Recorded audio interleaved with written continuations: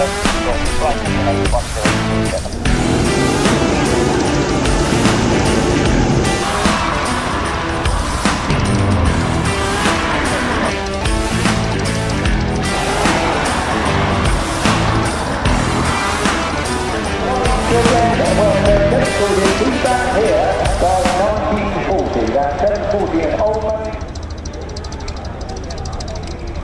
and gentlemen, the Lancaster will be towed out into position for its start taxi very shortly. The Lancaster and morning. Start the engine, they are very loud, so if you have children with you, please bear that in mind.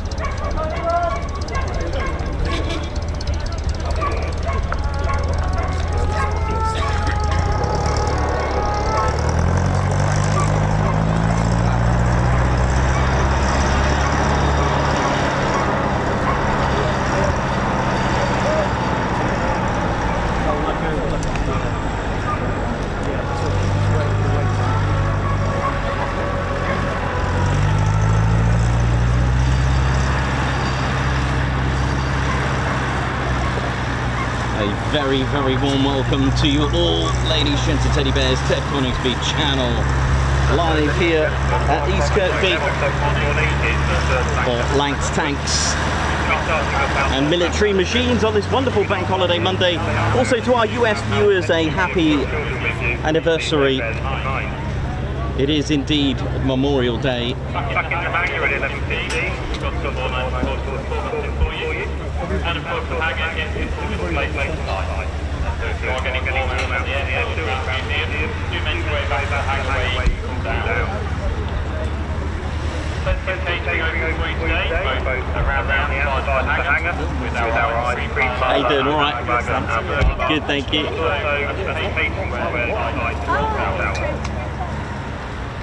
Straight down on the behind the control tower and inside the hangar as well. Got three tunes for you here today for our Lancaster Nx611 event. They're a T34, a Valentine and a Stewart tank. They're situated on concrete pan going towards the Lancaster. Right, you managed to get it done. We're currently running a raffle, and the first prize on the raffle is a ride on the Lancaster this afternoon. Raffle tickets is £2 per trip, and they're available in the centre of the hangar. Hi, Lucas. Morning. Welcome to the Ted Coningsby channel, live here at East Kirkby. Hope you're all good and well. Oi, oi, how you doing? All right, yeah? Yeah, I needed to step back a bit so that people can see a little bit more that way. So, so I've moved twice today. Yeah, yeah, it's fine. No, I'm fine here. I'm not in anyone's way. So it's all good. I don't mind. 'Cause I'm up here, so really.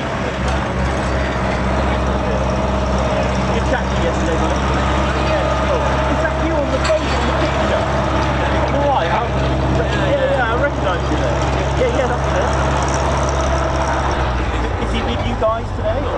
No, he's not mobile. He used to come to the shows with us, just for the day. Yeah. That one year we put him up at the Petwood Hotel, but the next day he would rather come down and stay with his boys in the woods, Yeah. He used to like that, talk to the kids. Yeah. No, he's not mobile. Oh, that's it. And even travelling is a bit of a challenge for him. So he's only one next month. Wow. He only lived about where I I read your board. Yeah, he was in he took part in Arnhem, right? Yeah, he went to Arnhem in a glider, landed on the first day, which was a Sunday. He said when we landed, he said we wouldn't have the war on. It was like this beautiful, quiet, sunny afternoon, like, you know. And then he said, obviously, he said things went on, like, you know. They were at the back of Kingswell Heath, and they were under instructions not to open fire.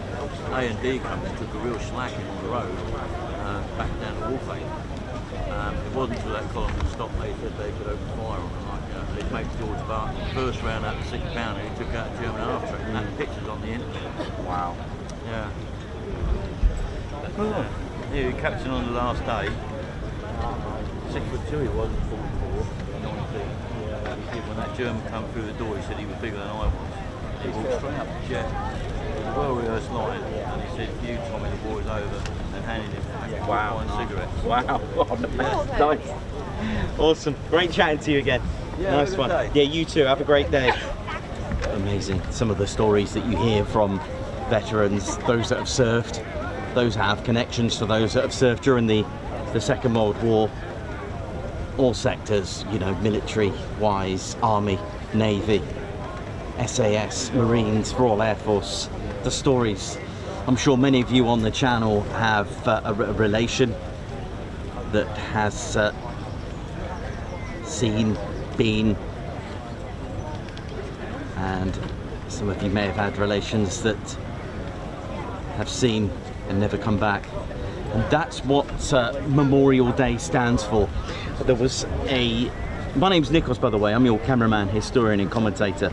And one of the things for me that stood out, I came across these very pungent free lines on Memorial Day. And Memorial Day, the way it was worded, was it just hit me home. It was literally, Memorial Day is for those that are wearing the uniform. The second line said, Memorial Day is for those who were able to take off the uniform. And the third and final line is to remember those that didn't get a chance to take off the uniform. Those 3 words, they're not mine, or at least the lines in which they're quoted are absolutely words that hit home. Absolutely amazing. And this is another sector of the Bomber Command, an icon of Bomber Command. When you think of, I mean, anyone here, there's, I hope you're all having a good time here at the Lincolnshire Aviation Heritage Centre. We're at East Kirkby, and for those that are here, watching here and live, and watching our live as well, do tune in. This, if you ask anyone to name a Second World War bomber, I'm sure this would pop up. I know there were others, I get that. There, of course, the beauties of the Halifax, the Stirling, the B-17s and B-24s, the Wellingtons, the Hampdens. But this would be probably up there, and of the 7,737 that were made, there's only 2 flying in the world, and this hopefully will become the 3rd, and you can help put this back up into the sky. Rough status is about another 5 years. It's not easy. It takes a lot of volunteers to put this up. Restoration program. But this would be an icon. Definitely on the top 3 even.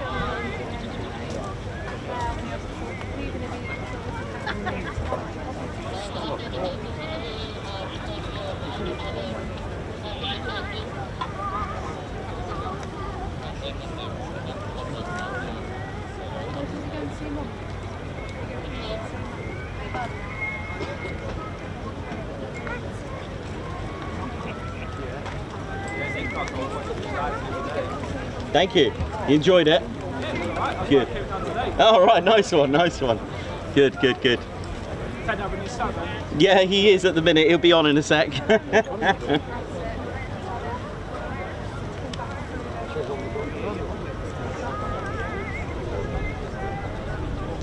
So if you just joined us, ladies, gents and teddy bears, if you like to do your checklist as well by hitting the like button as well, give us a thumbs up, give us an all clear, a thumbs up. It does help the does help get our stream out there for those that can't make it. For those that have family, friends that are having their relations or friends having a taxi ride today, you can watch them live having their taxi ride. This is in taxi worthy condition where you can actually get yourself a taxi ride. That's right. And also we have a de Havilland Mosquito, a night fighter version. And it was brilliant chatting to Andy today, who's going to be the pilot for the Mosquito. And just quickly, a massive thank you to the Lincolnshire Aviation Heritage Centre volunteers for doing a cracking job. Thank you very much. Bless them, working hard and just making this run absolutely wonderful. So big shout out to them, and of course the manager Andrew Panton, who, with the help of his two brothers, to make the purchase to get this in remembrance of their brother Christopher, who was lost in a Halifax in the Second World War in Nuremberg.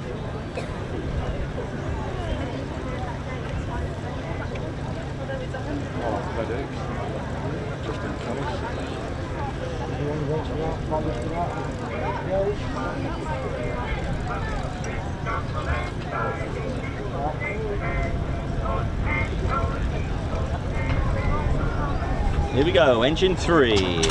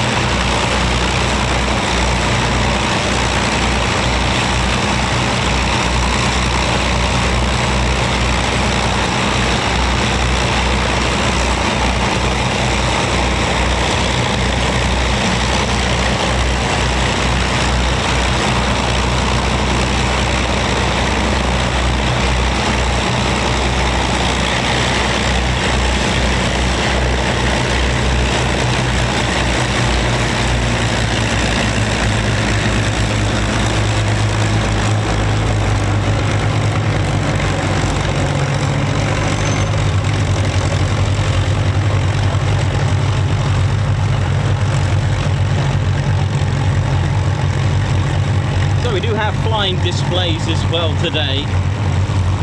We do have the BBMF with a display, I believe, today, along with a T6 Harvard, which I'm not sure if it's this one here that you'll see in a moment, or the Wacky Wabbit. I'm not 100% sure just yet. You'll see a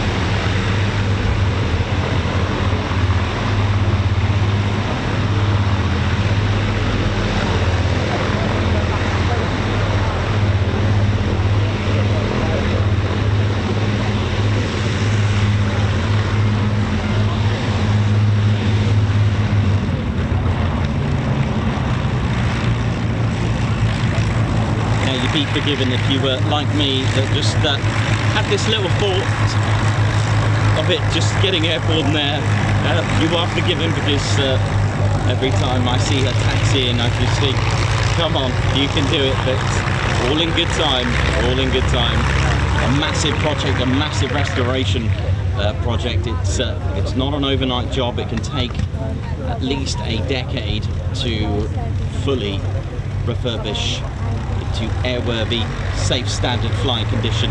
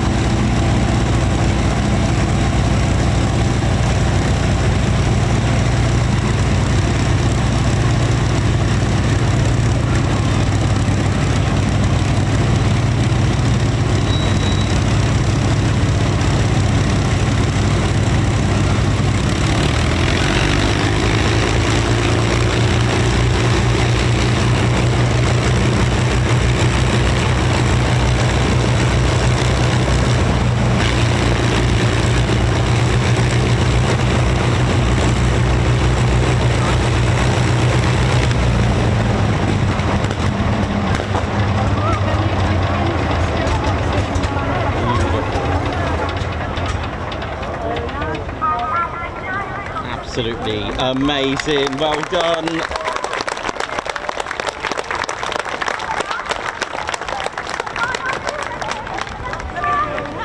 Just imagine this flying in maybe 5 or 6 years' time, and you know, lots of people ask me, why does it take so long, you know? And it is a great question, because, you know, what needs fixing, what needs it? But you've got to remember, if you leave your car just lying outside for 30, 40 years, just think exactly what's going to happen to it. Just think everything's going to start seizing, start corroding. Everything's going to seize up, you see. And don't forget, this very airframe was built in 1948. She was built as a Mark 7 Lancaster bomber, built in April 1948 at Longbridge, and which, for those who don't know, was a car factory. She was put together at Longbridge and took her apart. They had a trailer, what's called a Queen Mary, no idea why, but it was, and transported to home RAF Elmdon, which for many of us have either landed or taken off from RAF Elmdon, because it is in fact Birmingham International Airport. Now, Elmdon was where Just Jane first flew.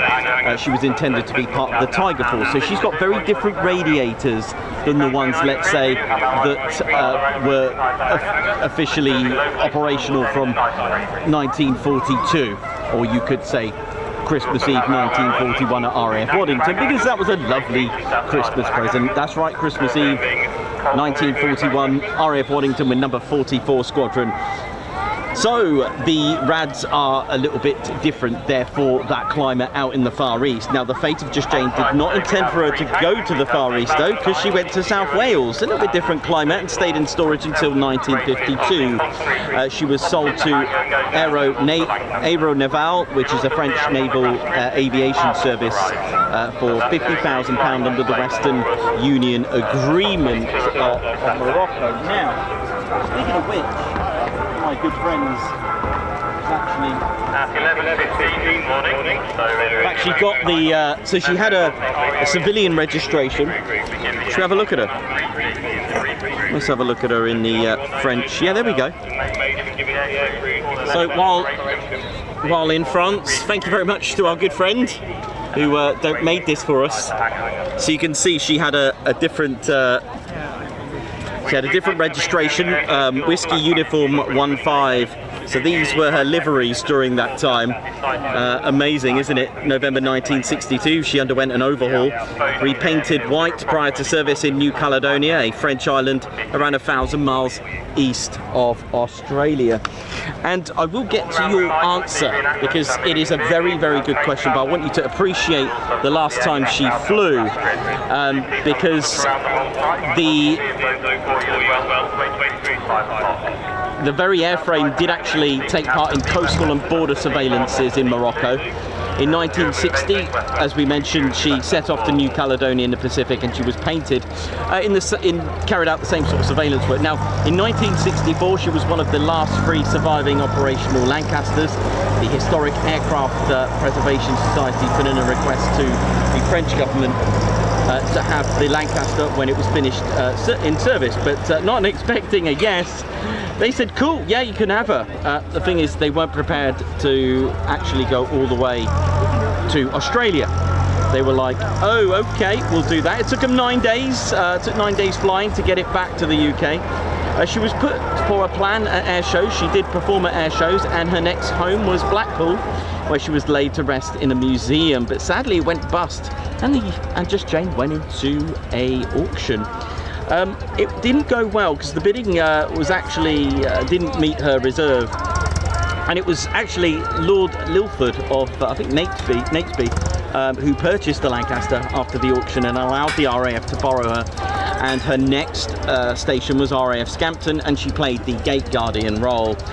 The agreement was for 10 years, but after this period was over, Fred and Harold Panton had a discussion with Lord Lilford, which then led to the agreed purchase for Just Jane. This is how she came to East Kirkby.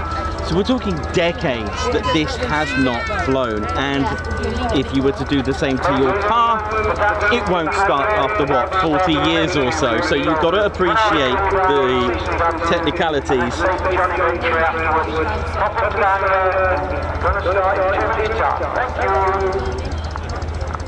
So, things to be restored. You may notice a different serial number. So that section has come from another Lancaster, which is KB 976.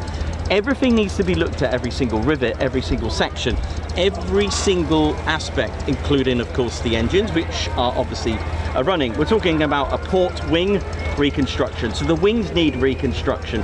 This involves extensive structural work, including the copy machining of the new spar booms, stringers and ribs imported from the US, and it all needs to be literally rebuilt. And you've got to imagine and remember that these parts are not made anymore. The Avro Lancaster hasn't been made for a very, very long time.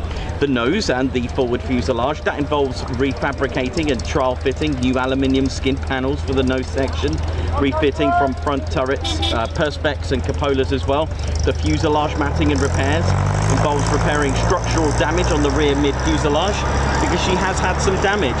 In fact, the tail, the control systems, every single bit, all the wiring, absolutely every single section needs to kind of be rebuilt. And it can take 10 to 12 years or so, just as an example. Even one of our BBMF, one of the BBMF Spitfires needed a good 10 years for a rebuild as well. It's so whether Spitfire or Lancaster, you're looking at a good decade to actually refurbish an aircraft to put it into airworthy spec, and that involves a lot, and there's obviously a lot of certifications that are going to need doing and clearances. Where will it take off? Here, there is a 6,000 foot grass runway. There are two actually, runway 06 and 24, runway 08 and 26. There are grass runways, so one 600 meter and one 590 meters if you do the new money.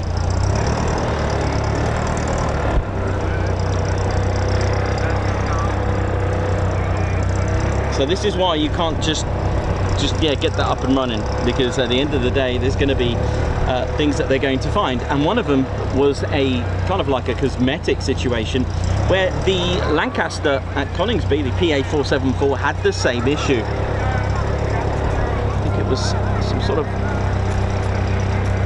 bit of fatigue in the rear part of the fuselage which needed addressing, and because they are the same, the BBMF inspected theirs and they found the same issue as well and got that repaired. So it is like for like. Other Lancasters do swap, they do trade between each other to help them out to get restorations underway. It's an important factor. The markings that you can see, so this is in fact former RAF East Kirkby. Everything around it is the former Royal Air Force Station East Kirkby, part of the HQ of number 5 group. And Lima Echo are the markings for 630 Squadron, and on the other side you would have seen Delta X-Ray. That was the markings for 57 Squadron. What's exciting is that 57 Squadron are still operative today. They are mentioned at one of our Marham streams. 57 Squadron, they flew the Victor as well, and it's a delight to see this. Now then, give me 1 second. Just realised we are having a malfunction over here with the tripod. Hang on a minute. Hang on. There we go. That's cured it. I was wondering. I thought I was actually falling. It's the tripod leg. I think the heat is making the metal react. There we go.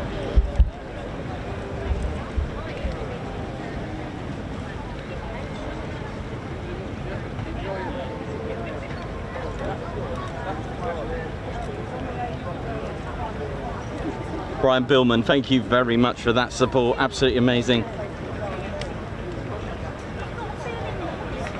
Yeah, I mean, the likes of Sally B, the B-17, there's going to be a point where they're going to need to manufacture, especially make certain parts. There's only a certain time.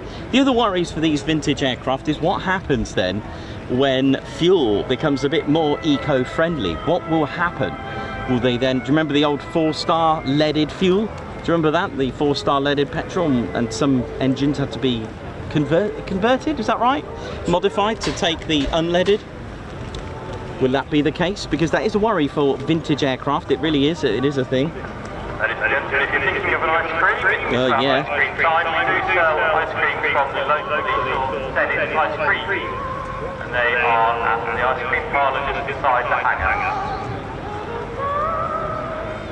There's plenty of shade inside the hangar, and the 1940 dancing has just started as well. We're currently running a raffle. First prize on the raffle is a ride on board the Lancaster at 1 o'clock today. Raffle tickets are £2 a strip, and they're available in the tabling centre of the hangar. Sorry, let me just sort this out. I've got a bit of a tripod issue, which is, let me just, sorry, the screen's going to go, okay, right, just need to go and get the, give me a second, I just need to go and get my Allen key. Someone's asked a really good question, which I will answer. Give me 1 second, let me go and, pop that. Let me get Ted quickly, see how Ted's doing. Someone's asked a really good question about the engine configuration, which I will tell you in just a second. Let me get Ted quickly, because I know there's lots of you that would love to see Teddy.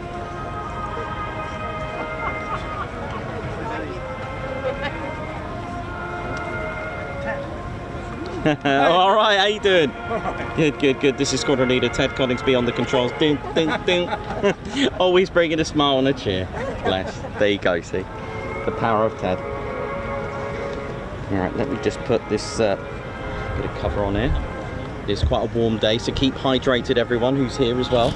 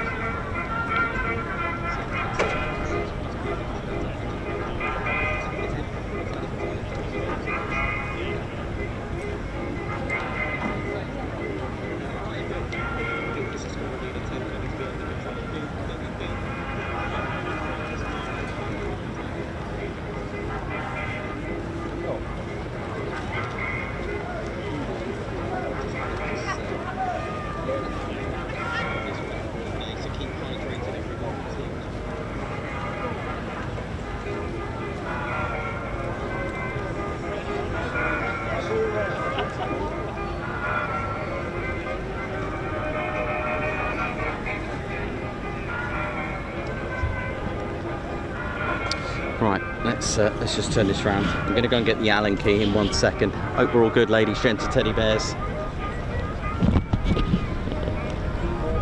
There you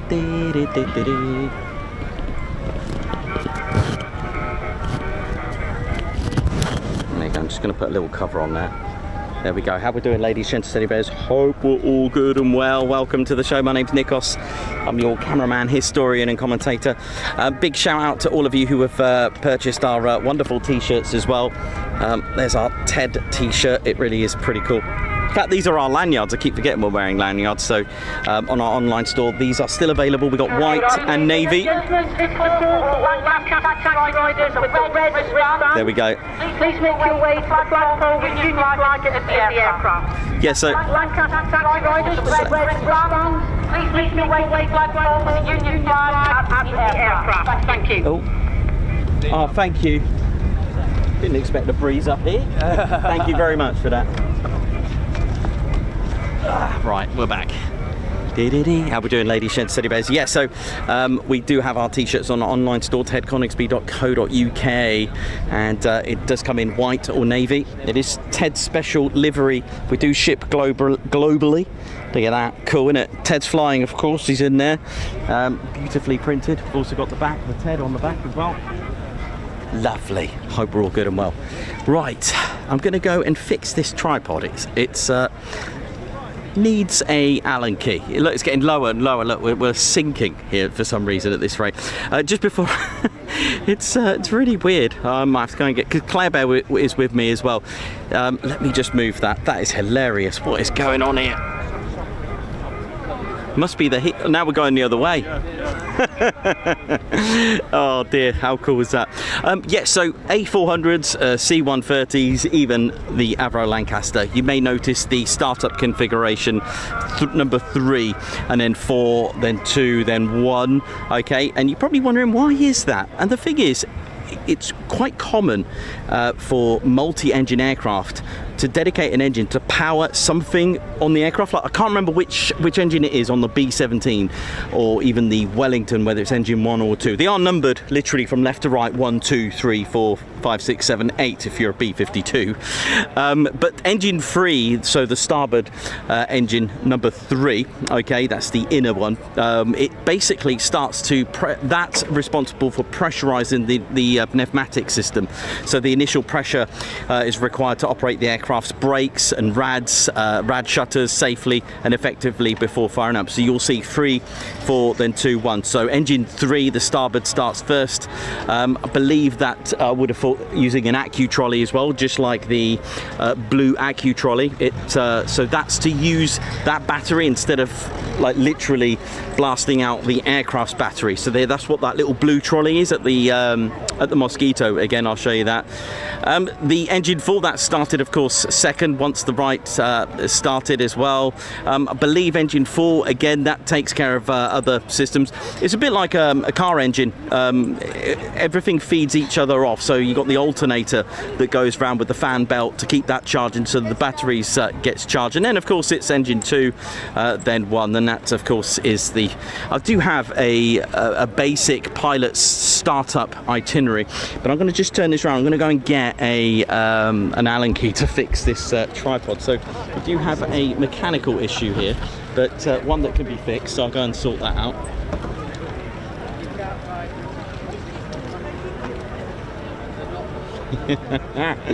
We're sinking here. Let me go and get my Allen key and fix it.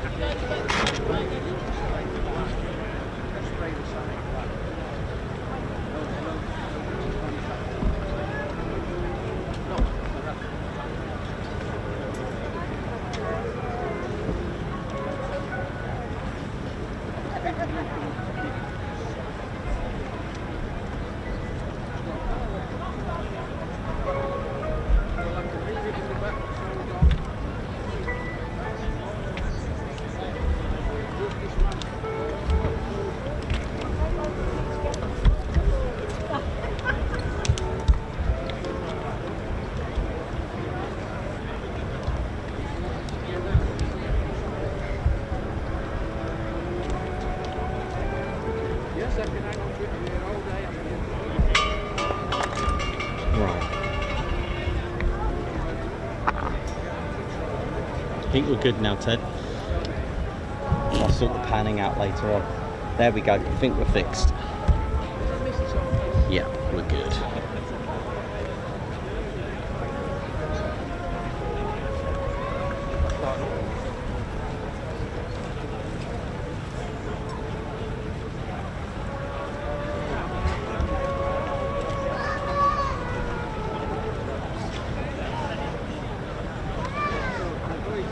So we do have a de Havilland Mosquito. Right, this gives me a good chance to sort the rest of the tripod situation out. Here we go. That's better. There you go.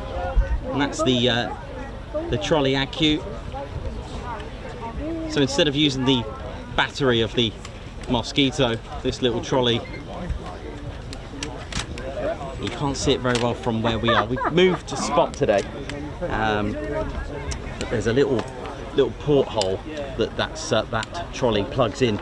So it's not an APU as such. It doesn't have an auxiliary power unit, but what they used was this little trolley. They can use it on the Lancaster and other bombers as well. They also had this. Also got a T6 harboured over there. Let's have a little look around, see what we got as well. Lots of things going on. We've got the Mark 9 Spitfire here as well. Look at this. Beautiful. Hello. You okay? Yeah. Do you want a drink of water? Or I've got one up here. okay. So this is welcome to East Kirkby. This is the Lancs, Tanks and Military Machines event, which is held over 2 days the Saturday and the Monday with Sunday off. Give the volunteers a day off. This wonderful, wonderful day that we've got.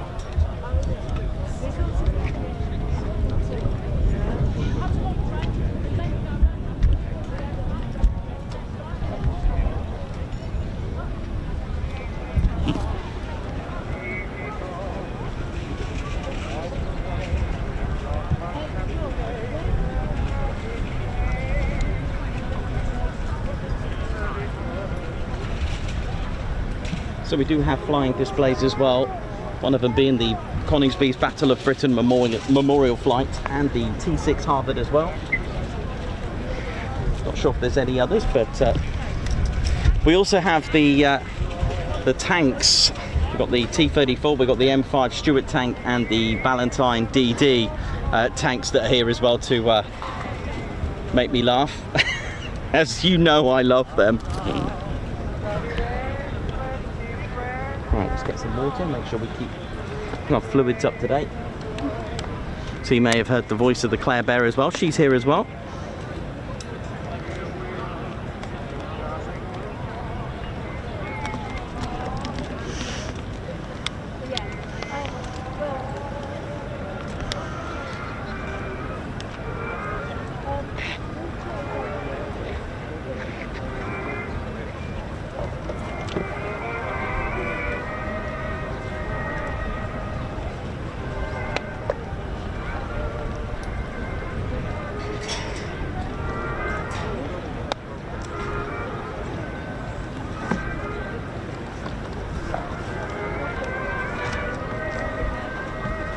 So such an icon of Bomber Command.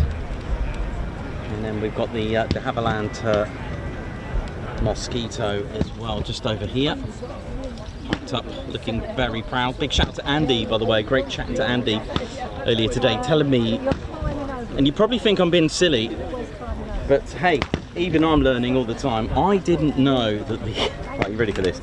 I didn't know that the Mosquito had a bomb bay. Yeah, you probably think I'm being silly, something that I should know, but I actually thought the bombs and rockets were on the wings. How wrong was I? This is a night fighter version. I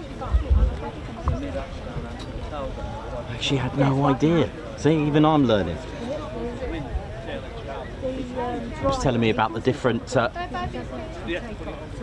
cockpits for the fighter versions, the bomber versions. The cockpit being sort of triangular, a lot more narrow, had an optical, like a target for the guns. Amazing, amazing learning all this stuff. I'm always learning, I love it. You know, it's great.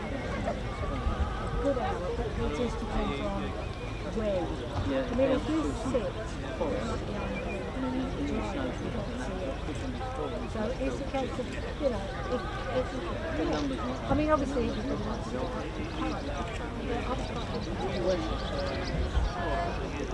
yeah, you can see. That is the coolest. Hello.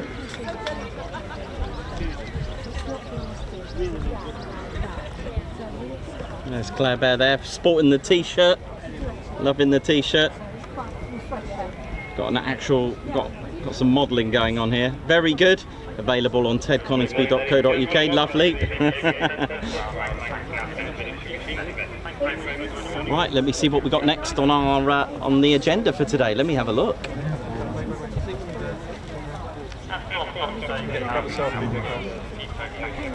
Yeah, I'm in this.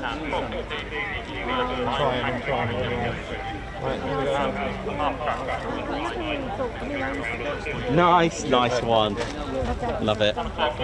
If you are here and want a photo with Ted, you know me, I'm more than happy to do that. Get a better sunshine up there, do you? Yeah.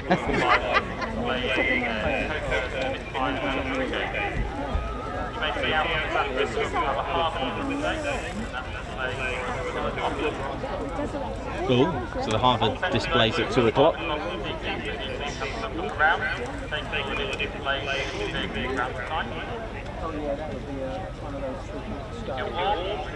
So our next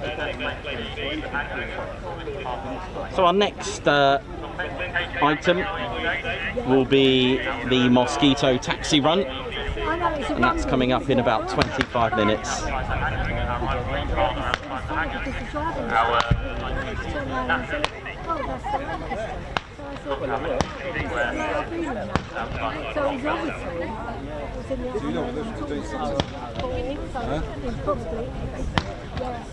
Oh yeah, you're right. Yeah, you okay? Ah, well, Good. the only chance all weekend I get to look around if you're exhibiting. So we've also got the T6 Harvard, that's displaying at 2 o'clock at 1400 local. Look at that. Wow, that is a beast, that one actually. That looks nice, that as well, doesn't it? Look at that. Which one do we have here? Gold Digger. Yeah. Look at it. Well, that'll be displaying for us later today at 1400. We do have the BBMF as well displaying a little bit before that. I love this music, it's great, isn't it? I've been in Spitfire. No, that's A beautiful aircraft. no. Well, we've done local travelling as well. I mean, I said to you, Mark, that's it. Girls have gone. Two daughters like the lot. We've been all the way around the world. Couples of them. But this is. So welcome to former RAF East Kirkby. I'll give you the history about that as well. I'm going to try and mix it up today for you as well.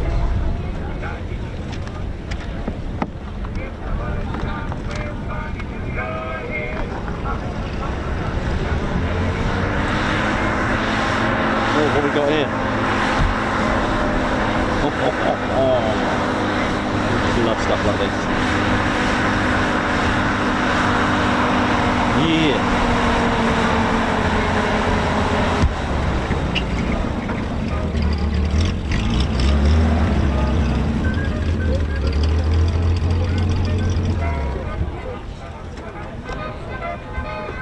Right, how are we doing, ladies, gents and teddy bears? Right, hope we're all good and well. I've lost my hat. Absolutely lost my hat, man. But never mind.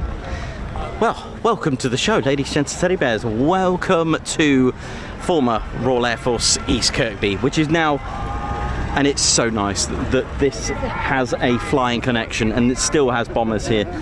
As far as I can remember, the only aircraft that have actually served here operationally was indeed the Lancasters of 57 and 630 Squadron. There was also, I need to check actually, with 139 Jamaica Squadron. They were here quite briefly, so I need to just check what aircraft, whether it was the, it could have been a Mosquito that they had here, so I just need to check that, but could have been, actually would it have been a Sterling? I'll need to check that as well.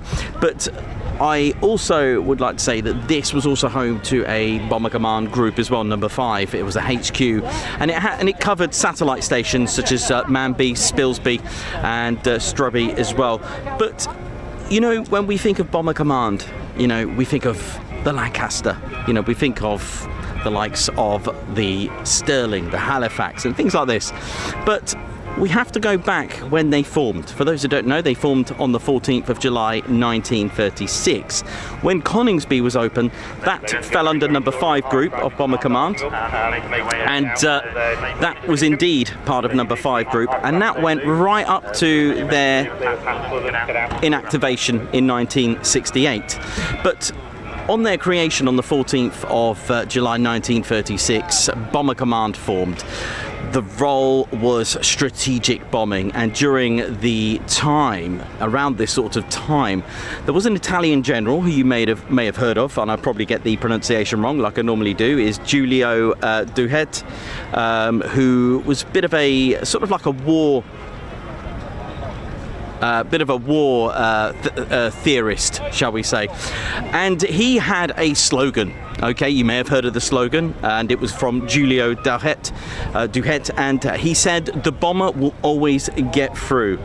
So he was a military theorist, and he was kind of like an advocate for the aerial combat and aerial bombing, the benefits of it, and the tactical strategy, the strength of strategic offense. And there were other advocates too. It wasn't just himself. Of course, you may have heard of Billy Mitchell, and of course Sir Hugh Trenchard and Walter Weaver as well. And by that time, Germany in 1936 had the largest air force the world had ever seen. So Bomber Command, though, while they were forming, they came across quite a few issues. First of all, just have a think about that year, 1936. What exactly did we have between 36 and 1939?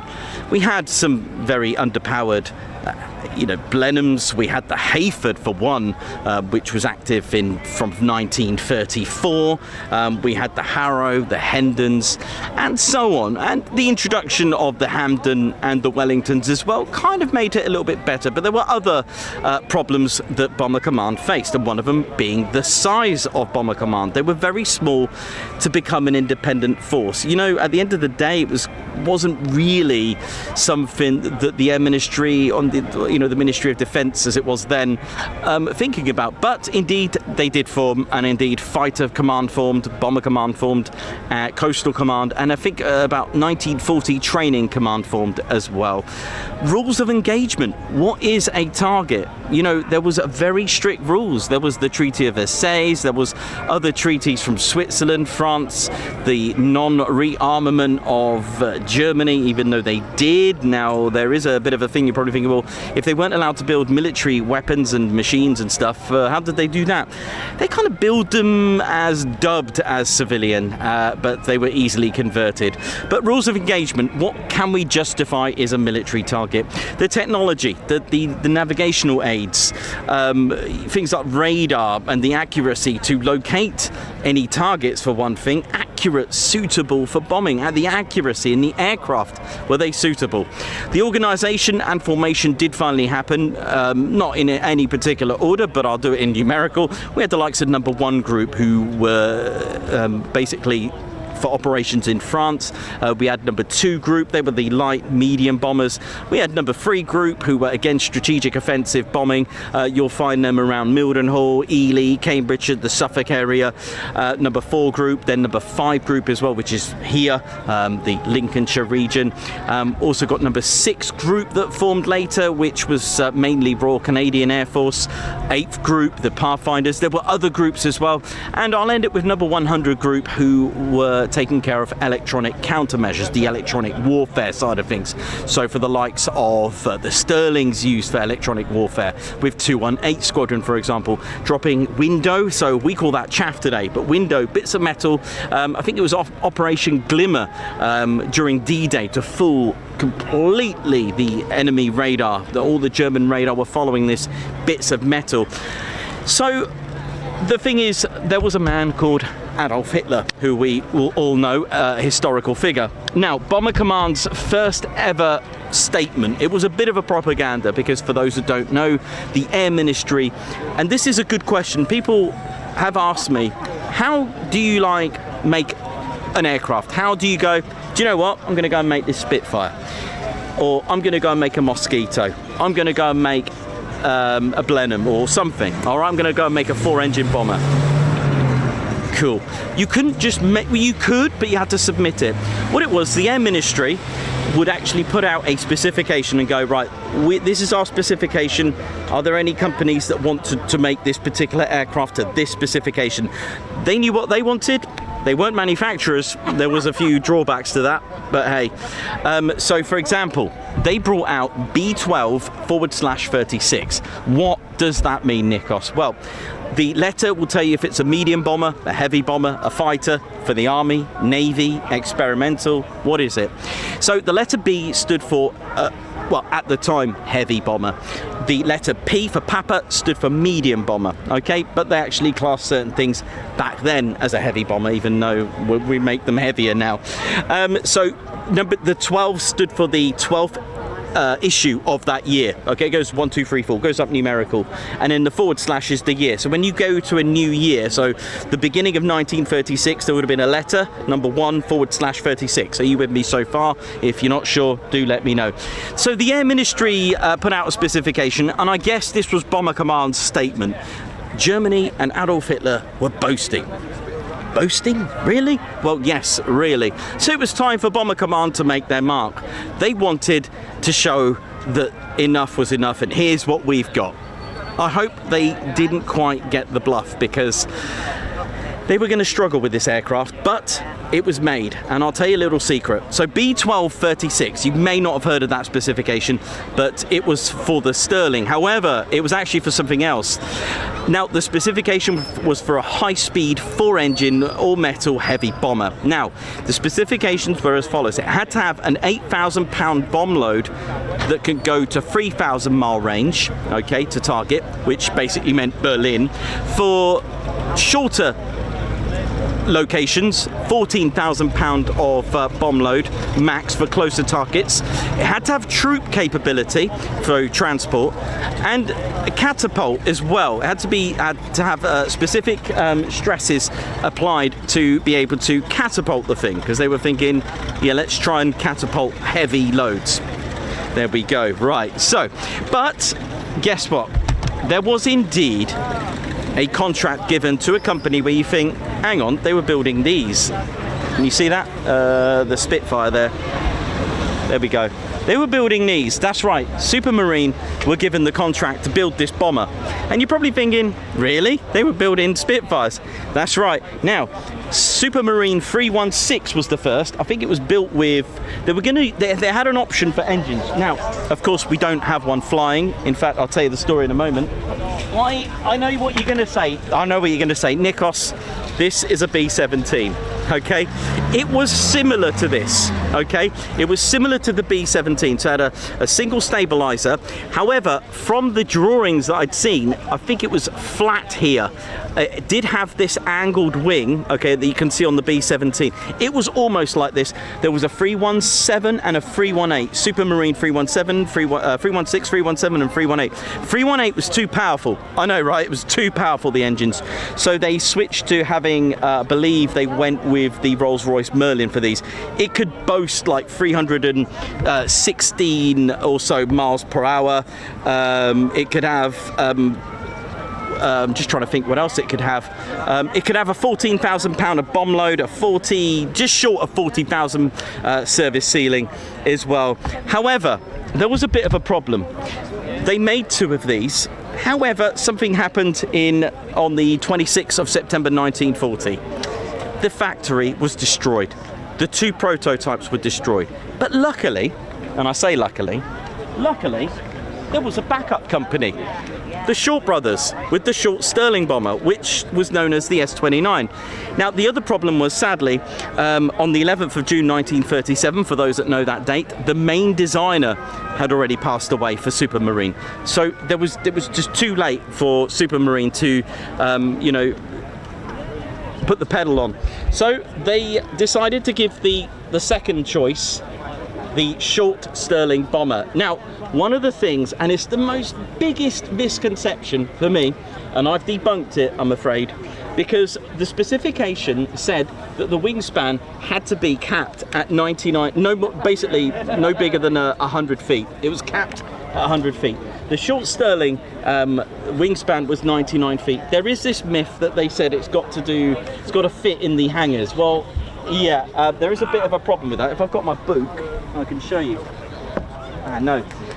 So, for example, permanent hangars, C and D hangars, were 100 feet wide. It could easily fit. So the story goes that they had to make the Sterling 99 feet, 100 feet max to fit in the hangars. Well, the thing is, we had 150 foot. Also, A-type hangars were 120 feet. In fact, if that was the case, then why did they bring out the Halifax, which had like 103 feet, the Lancaster 102 feet? Do you know what I mean? So that doesn't make sense. The reason for doing that was the fact to try to keep the aircraft not too big. We had giant things, okay? I mean, look at the short Sterling. Initially, this was supposed to have 112 feet, but because of the Air Ministry specification, maybe they thought shorts were going to build a giant again. They probably capped it, but it was for transportation purposes, to be able to put it on a train or a truck and get it ready for repairs, to distribute it around the country, to fix it, to establish it. But they did build this, the short Sterling bomber. Why is this important for Bomber Command? Because this is in fact the first ever 4-engine monoplane heavy bomber of the Royal Air Force. Now, there was a bit of a problem with it because it had a lot of teething issues. I want you to appreciate the size of it. Look at the height of it. They had to adjust, and actually, speaking of the I've got a bit of a landing gear issue, and in fact it's actually quite ironic because on its first ever flight, its prototype flight, the landing gear actually collapsed, and I think it was actually the starboard landing gear that collapsed, and the pilot got out, said some Ted Coningsby words, and kicked it. But there we go. So this is quite ironic that we've got the this here with just the. Oh yeah, you're right there. So it's quite ironic. It did enter history. It did enter operational service in July of 1940, and it was the Chinook Flying No. 7 Squadron that first flew this. That's right, in RAF Leeming in North Yorkshire.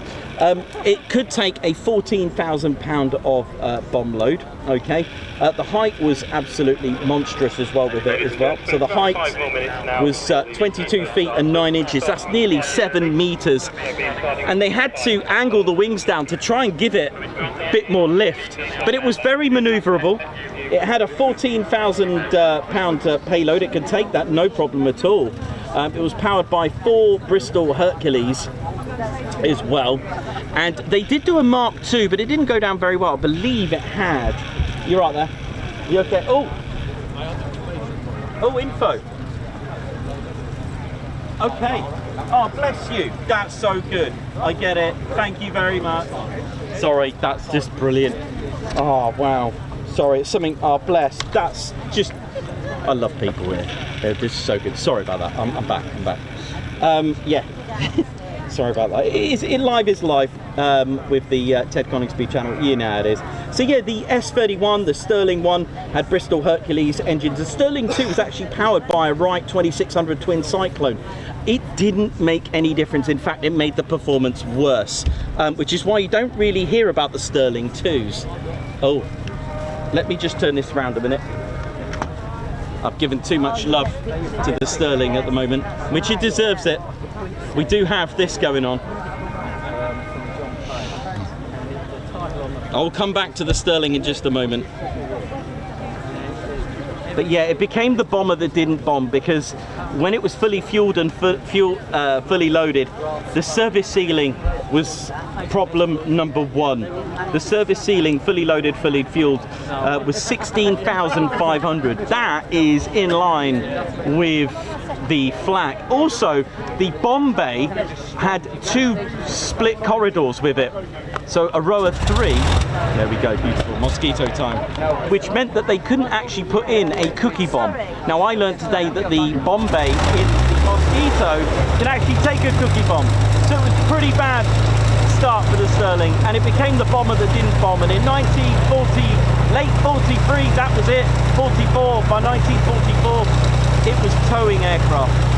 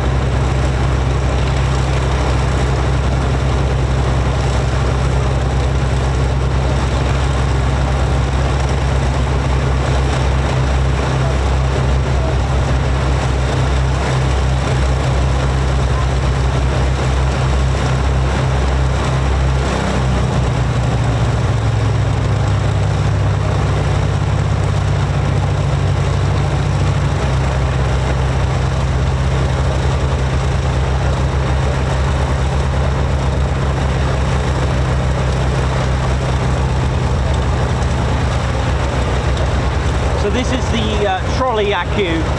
So it's like a big battery basically to assist using the battery on the trolley rather than the main electronic batteries inside the Mosquito.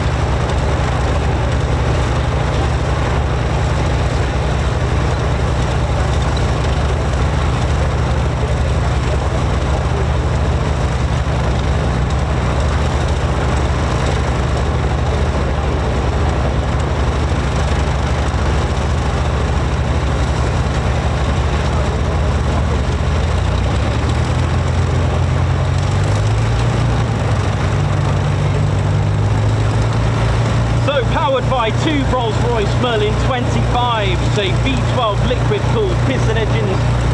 They're 1,640 horsepower, max speed at 415. This is a Night Fighter 11 version.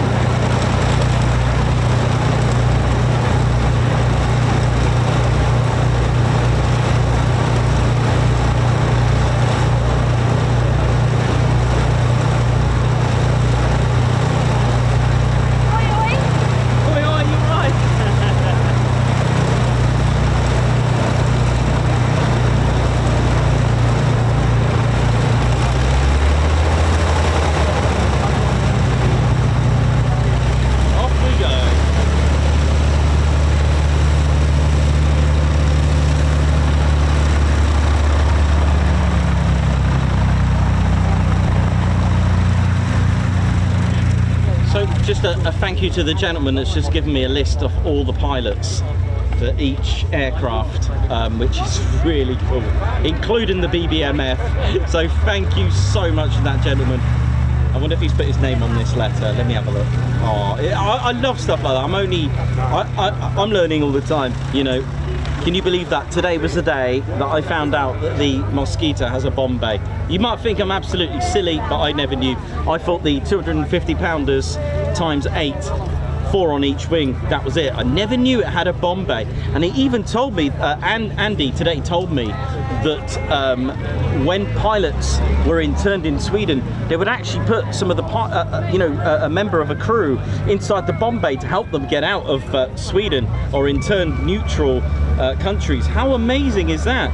But it was dubbed as civilian under BOAC. Remember BOAC? Wow, how cool. I never knew they used Mosquitoes for that. Even the 8th Air Force used Mosquitoes, the red tails of the 25th Bomb Group as well, as a reconnaissance. They had a red tail with the letter R on it. Of course, the Mosquito, famous for the nuisance raid in January the 30th of 1944, 105 and 139 Squadron at Marham, the Marham famous. Also the Operation Jericho to rescue and release the prisoners. Prison.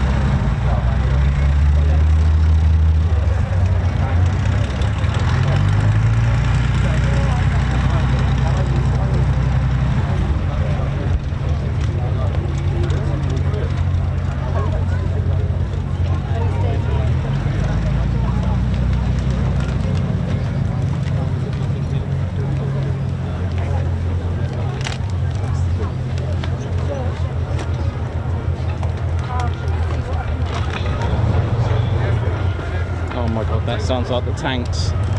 Yeah.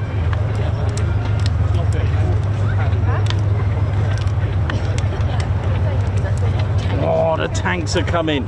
Yeah. This is gonna hurt because I'm even closer to them today.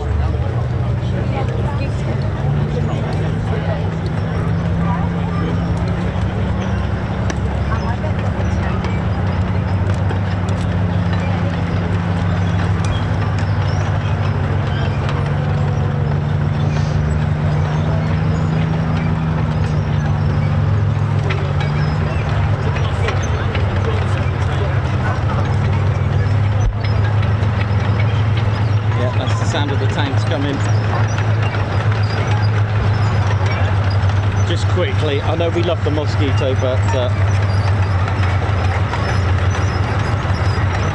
oh my word, this is gonna hurt. Get some explosions as well.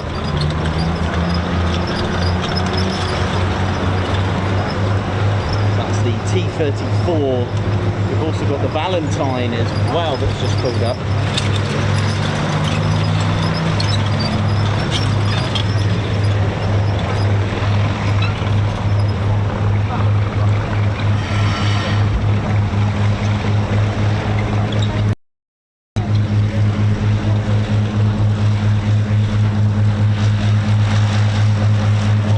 Feels like it's going to fly, doesn't it?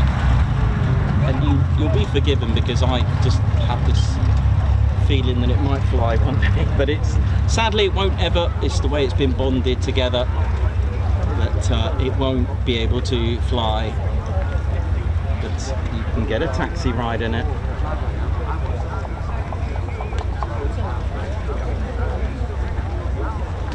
Ladies and gentlemen, the tanks have started up and moved off for their firing position. They will be firing at 12:15.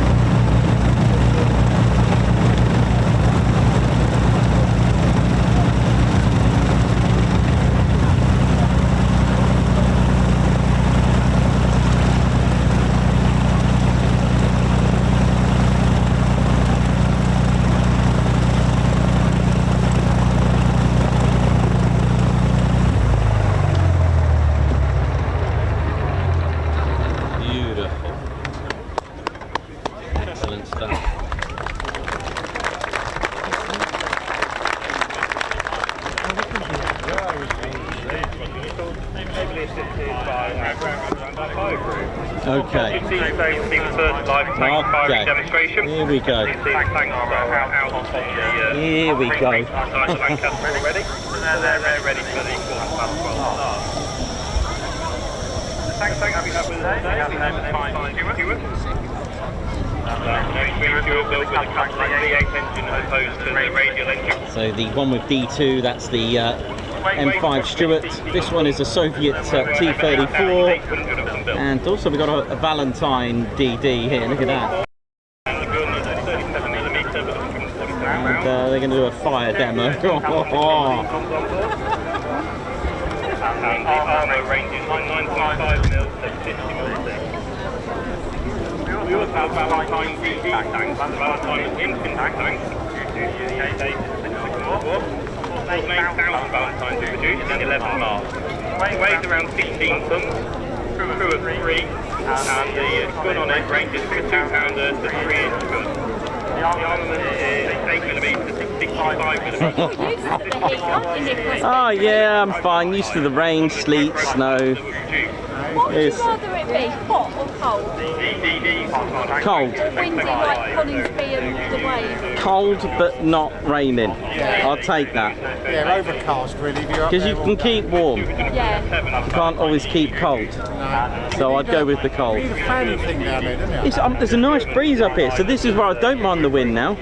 Because it's quite breezy up here, believe it or not. It's windier than Saturday, isn't it? Yeah, it Nothing is. Saturday. Yeah. Alright, here we go. Get ready for these. Yeah. Get ready. I keep missing them though. Oh no. I even had a word with them. Tell me when you fire. I know, it's really odd. They just go for it. Yeah, you're in the right place though, yeah? Alright, here we go. 76mm gun, that carries around 100 rounds. This is, oh my gosh. Oh no. Oh no. I'm really close to them. I might block my ear. Yeah, I'm blocking my ears. Fire, they are increasing down.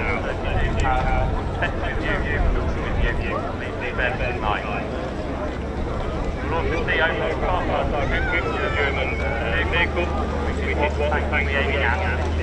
Current check going on. Over there as well.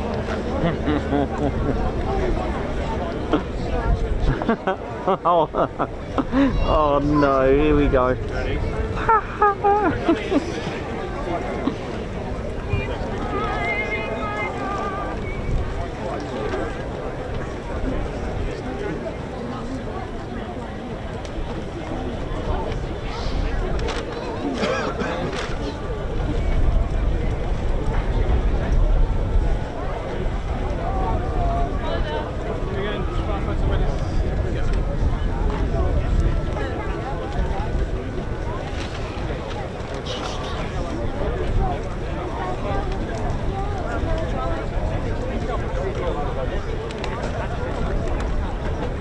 looking on YouTube about override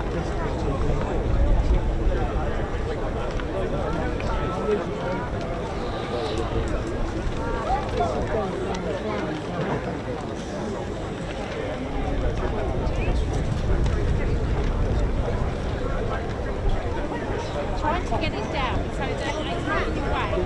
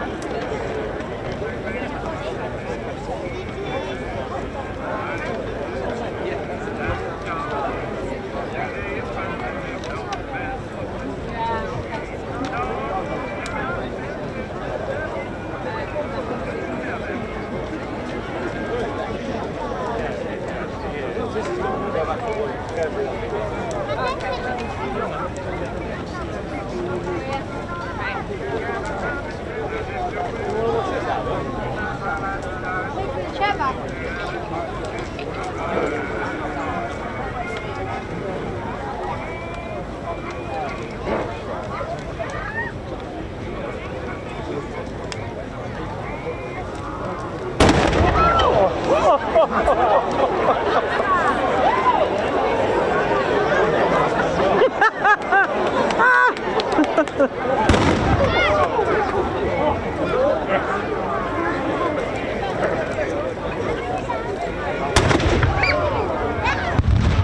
Yes.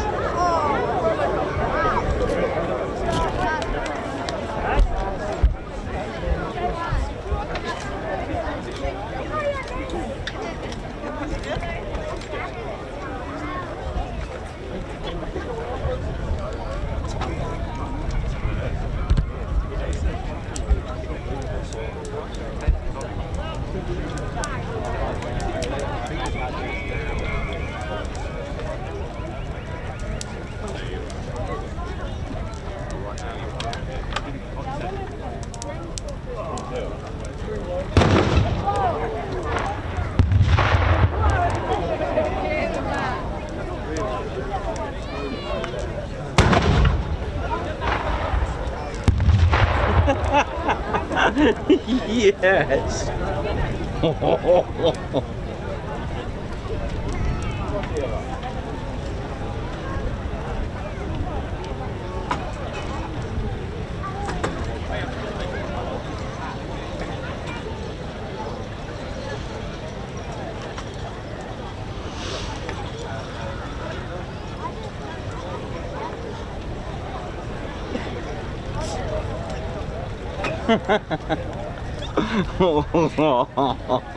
Now what's going on here?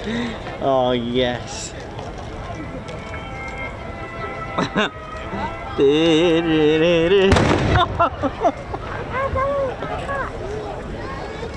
Oh, that was a good one.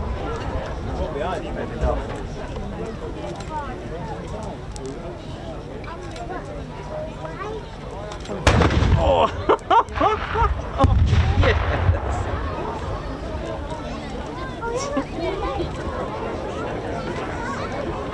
We'll do 1 and 1.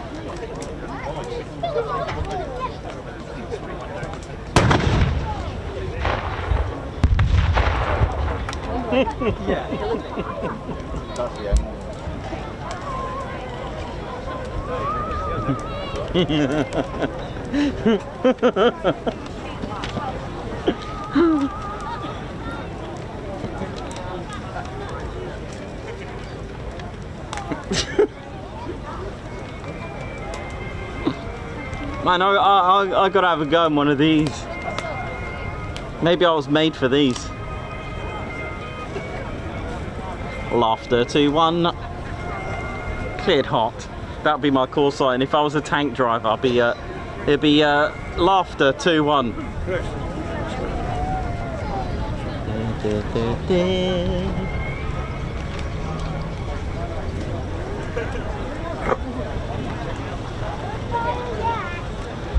Look at these guys here now, look at them. Yeah. They're having a go. It's like a... Look at this. Yeah!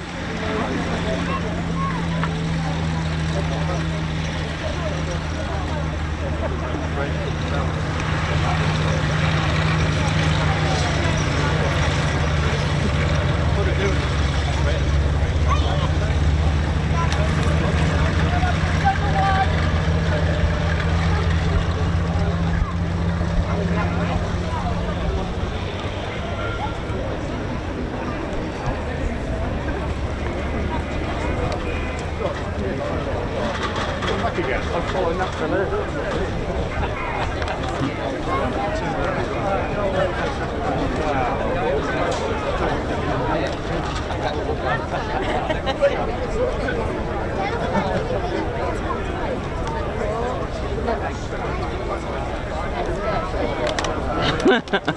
It's like, who remembers Otto, the exploding helicopter at Bournemouth?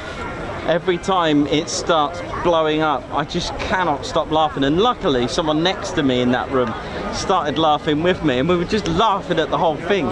It's a controlled exploding helicopter. If you can't find that funny, then I don't know what. Oh dear.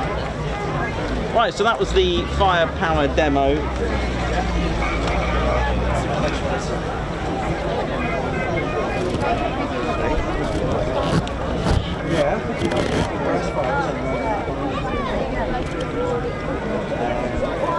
That was great. Hope you enjoyed that, ladies and gents, teddy bears. Ted will be out very shortly to say hello.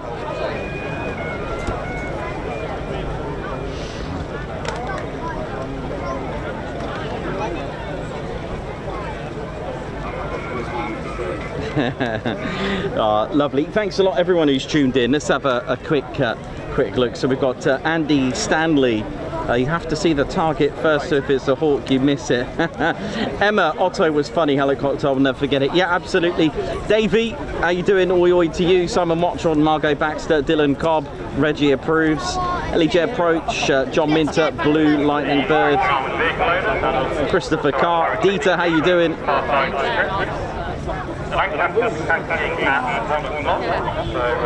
Let's have a look who else we got.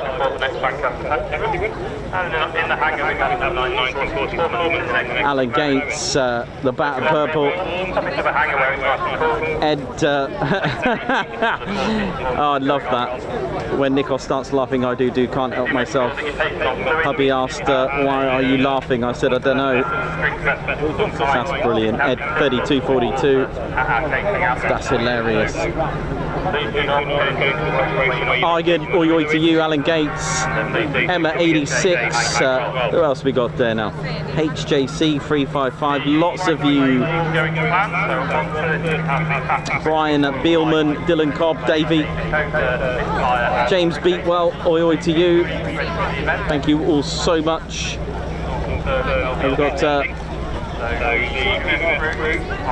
Car Canning Aviation as well.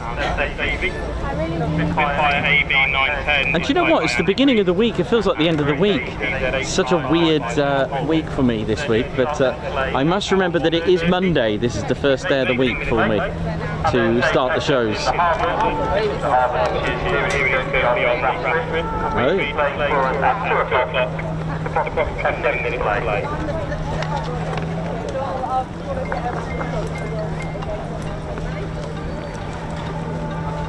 Funky time. And then the Mosquito will be testing 330 and the Lancaster final attacker is currently selling raffle tickets in the hangers, prize on the ride on the Lancaster on the block this afternoon. That raffle will be drawn at 12:30. So if you do want a chance to get on board the aircraft today, then the raffle is the best opportunity, whether it be the raffle that was on 1 o'clock taxi run, or the second raffle which is at 4 o'clock. Lynn Bown, Nikos, did you go to the only Scampton Air show? No, but luckily I did get to stream at Scampton once, maybe twice actually. I was just starting with, I remember my tiny Toyota Aygo streaming out of a Toyota Aygo, ladders and wires coming out the boot. I just got started as well, but yeah.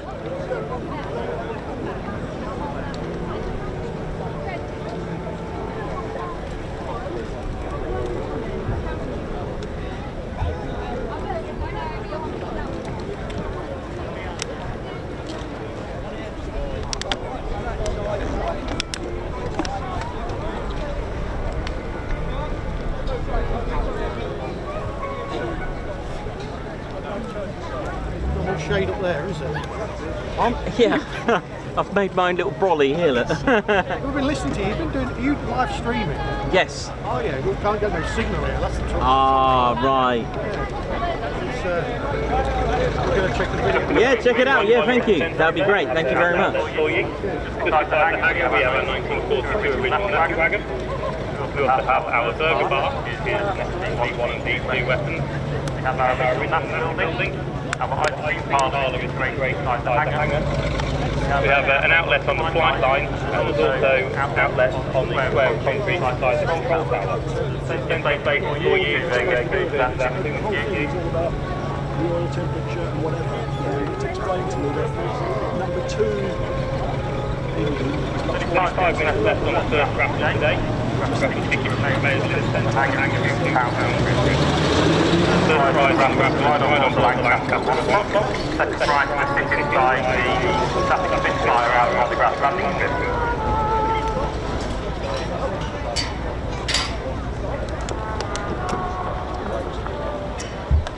Well, there we go. The tanks are about to. There we go. You do have things possible with you, then you can take them to one of the centres out there. They will be able to install water for you. So that's the national wagon, the burger bar, and the main national building.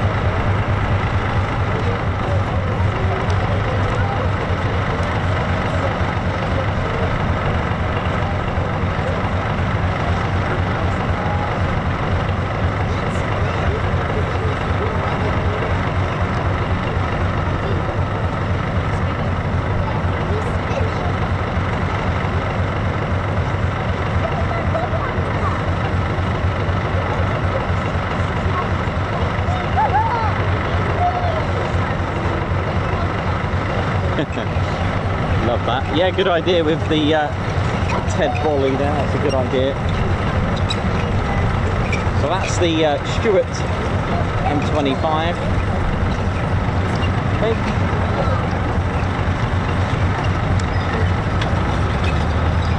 Then we've got the Valentine DD. I think. I'm not that clued up on tanks.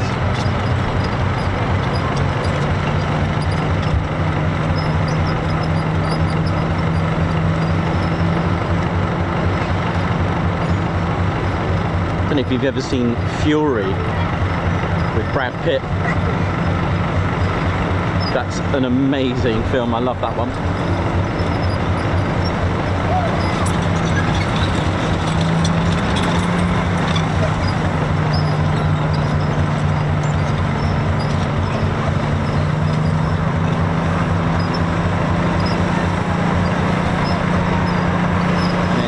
The Soviet T-34. I'm getting used to these.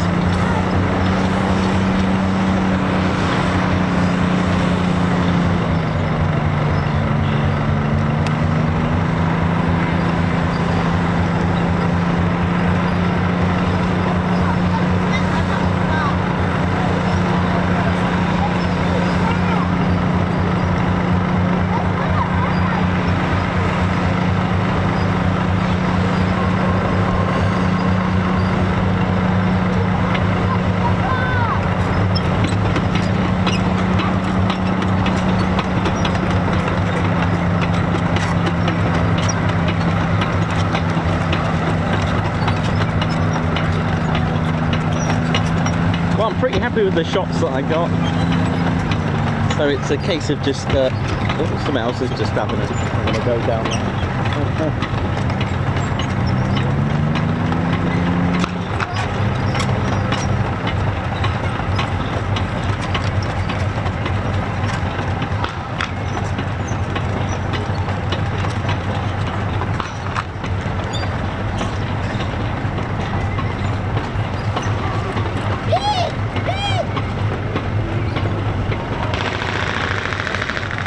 Summit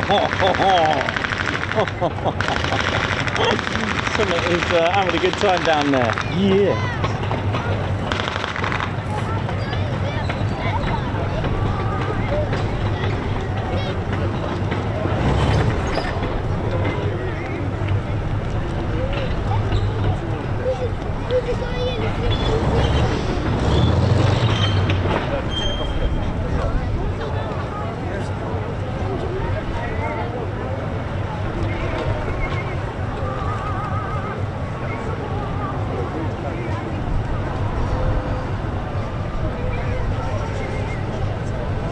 Davey, thanks for that, man.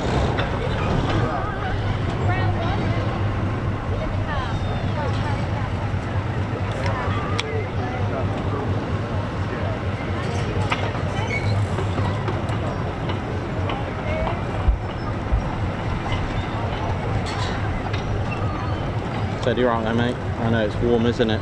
Goodness me.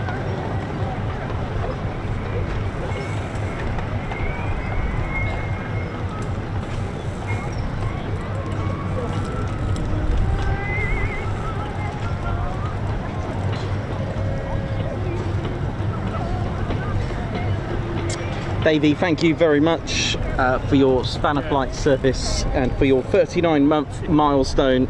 Thank you so much. Thank you to everyone for your magnificent support and dedication to the TCS. We are the one and only best military aviation channel out there. Thank you very much. Who else brings you a bank holiday stream with tanks, guns and Lancasters, Mosquitos and all things military?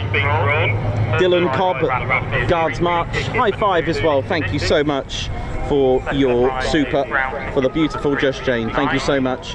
Brian Billman as well. Thank you so much. High five, a paw pump and a salute for that super chat. Thank you so much to Brian Billman, Guards March.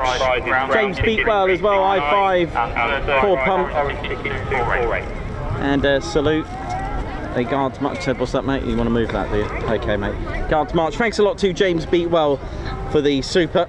Paul Fuller as well for 26 months of membership. Thank you so much for your continued service. Incredible sound. Help get it flying again. Absolutely. James Beatwell, a Guards March to you as well. Does the BBMF Lancaster still fly? Yes, it does. Does BBMF Lancaster fly? Yes, it does. PA 474. It is having a full maintenance overhaul at the moment, so it won't be back.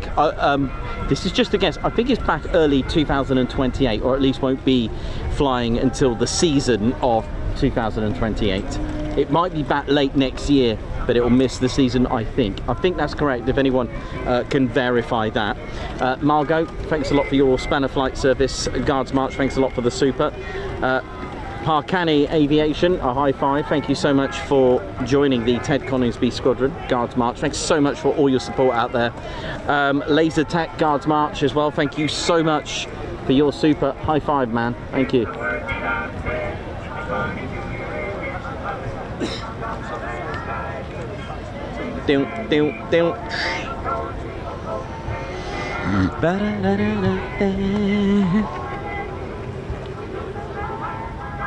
Right, let's just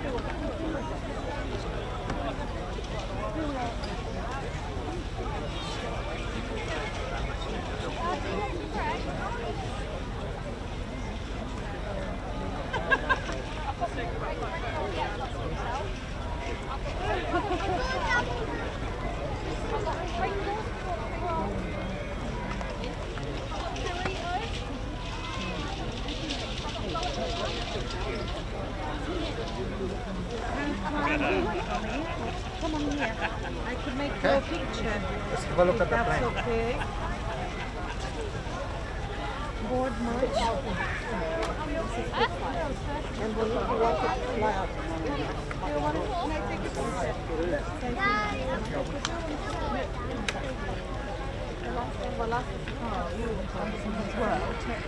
I was going to spend that too fast, but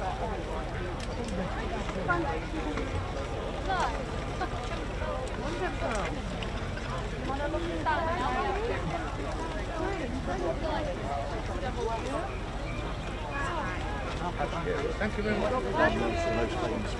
Mike.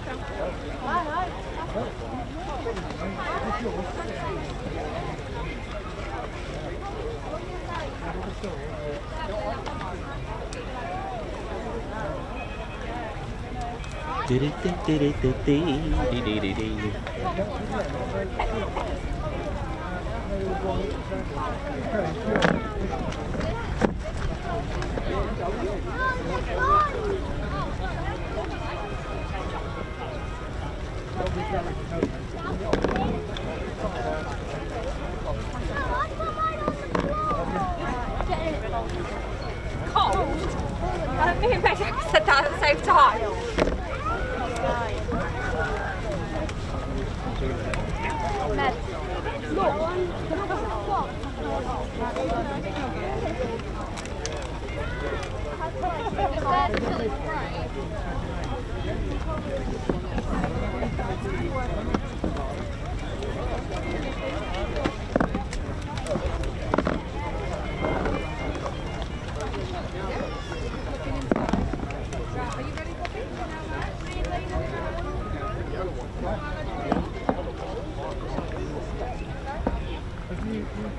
Ladies and gentlemen, you can see the weapons here on the concrete outside the hangar. The weapons are here from the RAF today. See if I can see those. The weapons are these together and compare everything around outside. You're right. That was good, wasn't it? Yes, all good. So 1 o'clock today will be the second Lancaster taxi maneuver day. Shortly we tow down onto the grass strip ready for start up. When we start the engines on the Lancaster, they are very loud, so if you do have the best of your vehicle with you, you need to bed at night. Almost straight after the 1 o'clock Lancaster taxi will be going flying players to the event. So what we're doing is the last bit of Royal Flight playing there, the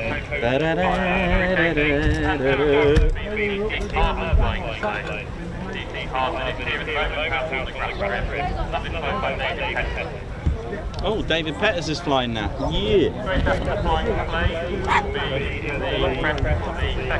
Cool, David Petters, legend. So 3 o'clock, the second live tank firing demonstration. 3:30, the second T-800, and possibly the final Lancaster tank today. Thanks very much for joining us here in Lincolnshire for our Lancaster Machine event. All the support from today goes towards the restoration of the Lancaster and the continued operation of the centre. We are extremely grateful to you for your support. Please make sure you put some shade in the hangar and keep taking on fluids as well. If anybody does need any medical attention, the medical team are straight outside the hangar. Yeah, so if you need a medical attention down there, big. Going to be a paramedic.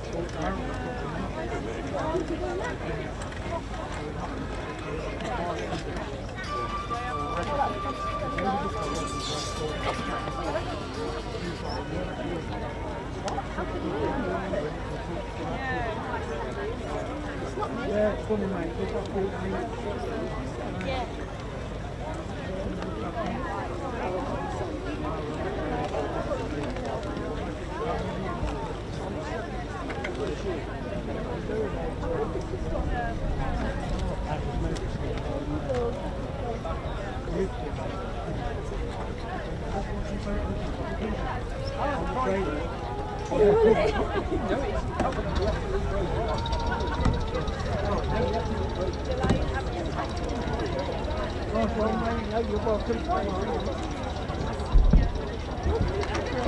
Maybe it's in it.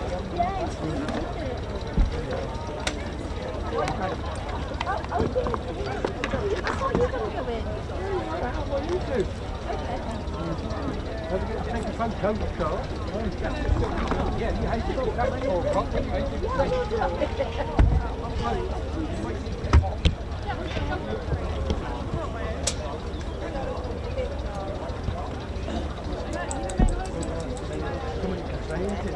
That's in the Spitfire.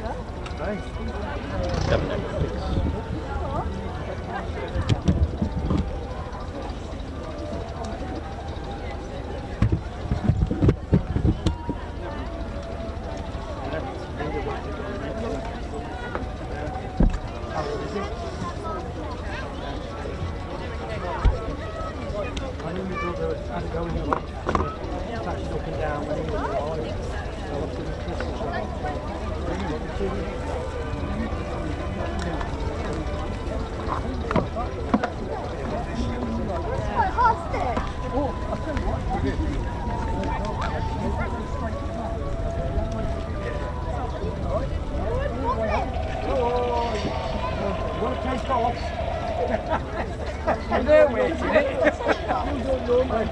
You said that. I don't work.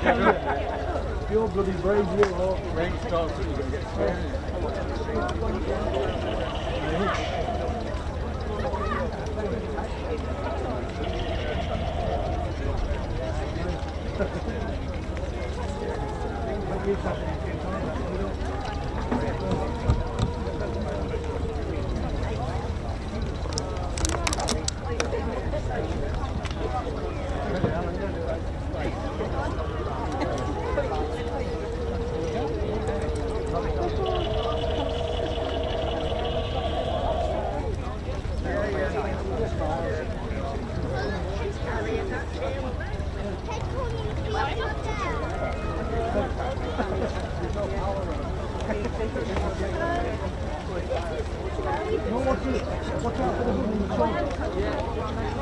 Yeah, I'll take a bowl.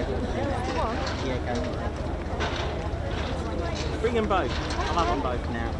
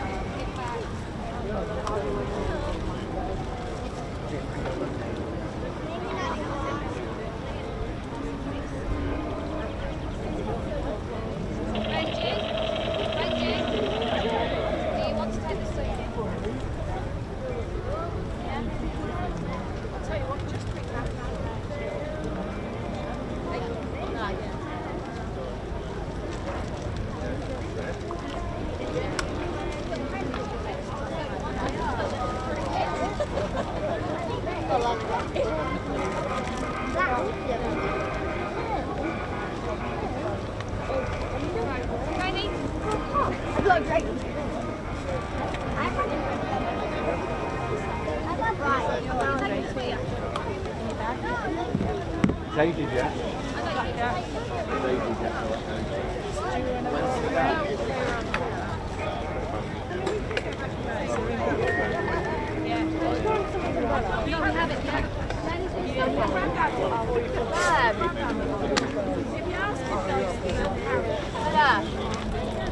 Seeing it. Should we just go back and seeing it? Hey.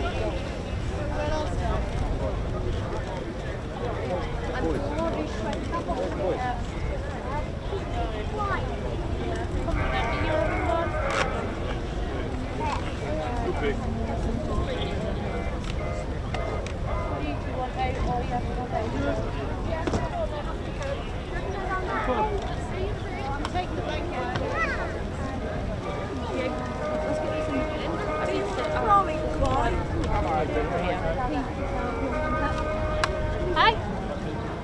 Oh, there's bins up here on the way.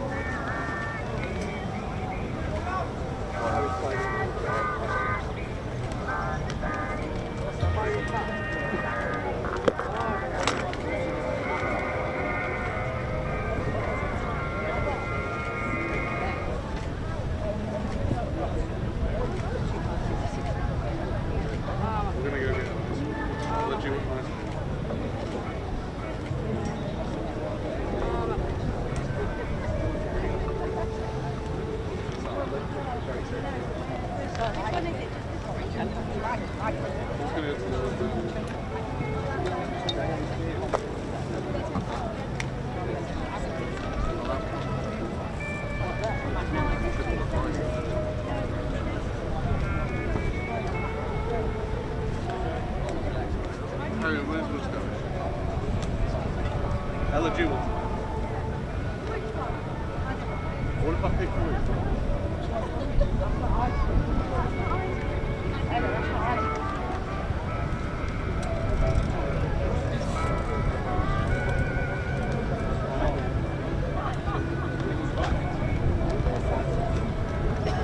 Anyone else? I did.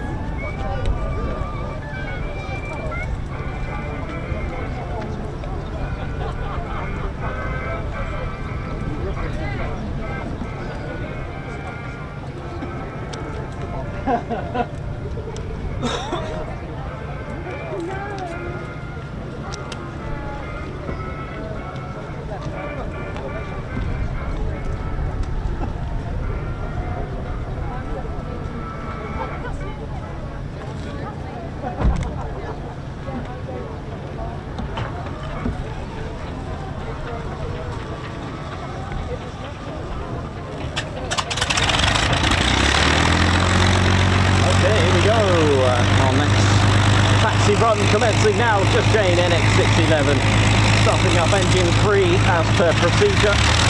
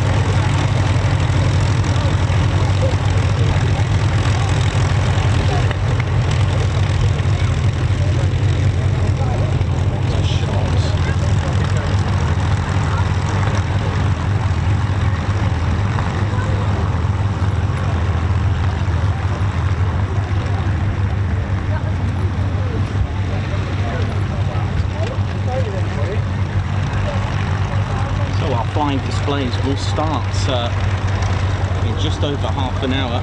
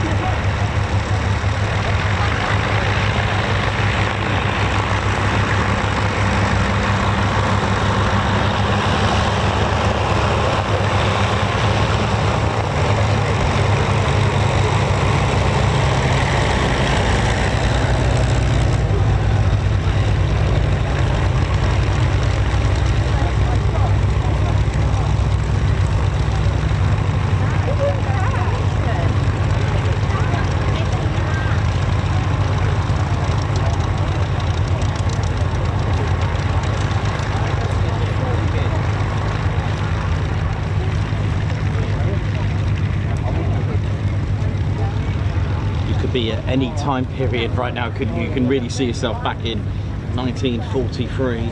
Look at this.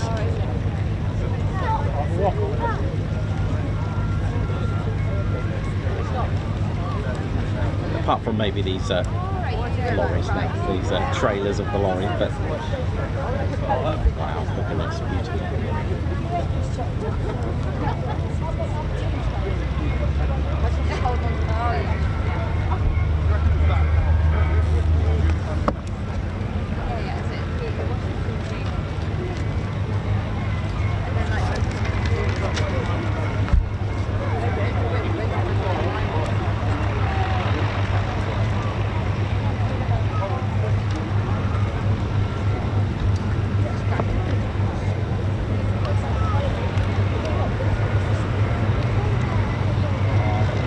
So this is a lost airfield as well, for those who don't know, that Royal Air Force East Kirkby was once home to the Avro Lancaster.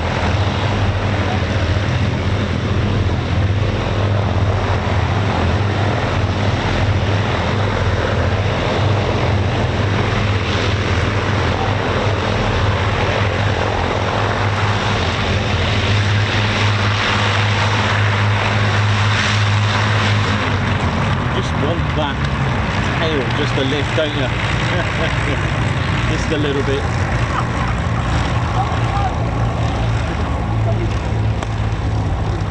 Beautiful.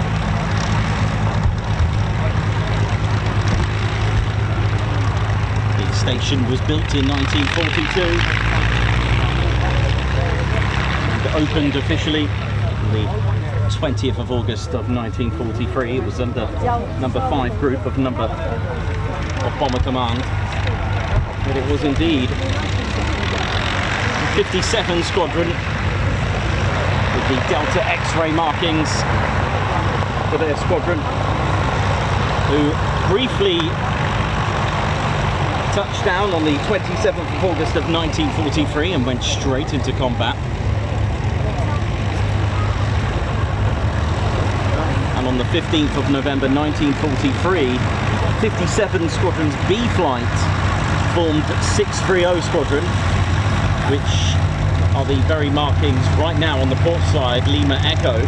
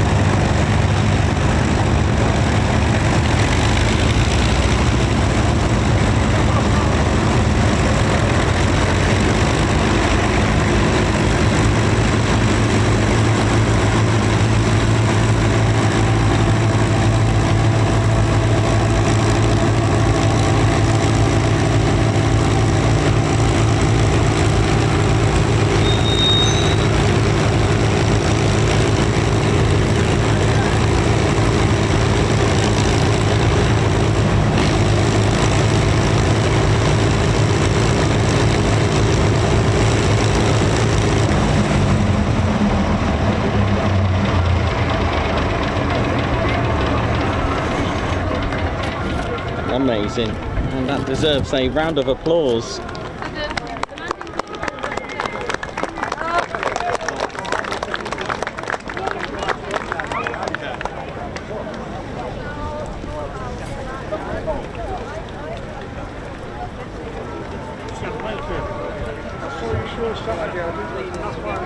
Oh wow, okay, that's great to hear. Thank you very much. Oh, new welcome, enjoy. Always good to hear, isn't it? Yeah, it is good to how you doing, man? Alright? How are you? Yeah, good. That is good to hear. Brings in people, that's what we want. Great. How are you? Yeah, wow, I heard you're flying. Yeah, I got the silver half. Yes, I see, so very good. Ted here, what a trip. Is your new aeroplane? You will, if you're allowed to fly. Sure, absolutely. Okay. You want to go in and go in? When do you need it? We're walking out in 20 minutes. What I'll do, Claire will be the delivery of Ted. Okay, yeah. So she's just waving. Yeah. Claire! She'll, she can give you him and... yeah, bring him out to the fence, so I'll get you in, yeah. Yeah, is that right? Oh, awesome. I'll film this for you if you want as well. Well, it's live anyway, but I'll film it if you need it. We'll go on with it. Yeah, that's great. I love doing stuff. You're doing customs, you know? Yes, yeah, I've been given the go-ahead for that. You there? Yes, vintage pair again with the 2 chippers. So, oh, yeah. Are you called the vintage? Vintage pair. Ted, that one, yeah. They always advertise as the chip pair. This is the legendary pilot David Petters, isn't it? Yeah? That's right, yeah. Yep. How are you? And he's going to be flying Ted. So you're going to be the delivery driver, the delivery for the exchange. Okay. 10 and a half for the display. Right, okay. So when is this taking place? About 20 minutes I'm walking out the airplane. So if I give you Ted, and then, yeah, obviously he can't fly with his beret on, but it comes off, so he'll be. So do you want to take Ted over there then? So he'll be there. So we'll give you him when you're ready. Whenever you ask me. Oh, shall I just give you? Stroll over in 20 minutes or so. Okay, do you want to? Okay, I'll give you Ted. You can trust me to test for 20 minutes. Yes, that'll be alright, wouldn't it? That'll be okay. Yeah, that's fine. Oh, do you want him now? Take him now if you like. Yep. Okay then. Do you want the whole bag? Is that alright, or would you want? He can pop out the top of the bag and I'll strap him in with the bag. Make him nice and secure. And then he can go in the cockpit. Okay. Oh my god. Is that alright? That's fine, yeah. Okay. You now have Ted. I'll tell you, we'll do an exchange. I'll give you an RAF EAST card. Oh wow, he's got Ted. He's got the bag of Ted. Take a peek out. Yeah, take a peek out. There he is. Oh my word. Oh, that is brilliant. This is his first flight of the year then? Is it? Yeah. Brilliant.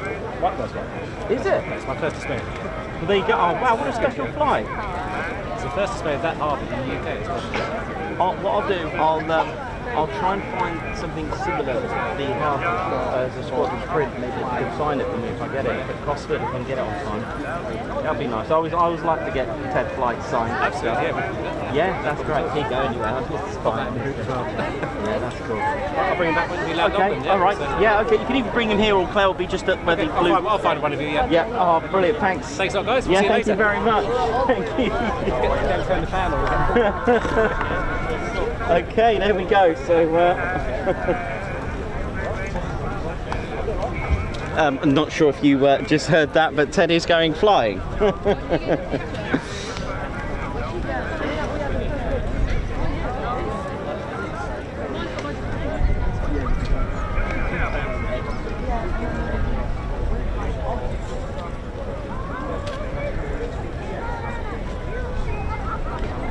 So, ladies, gents and teddy bears, a little bit about David Petters. He's a very experienced display pilot.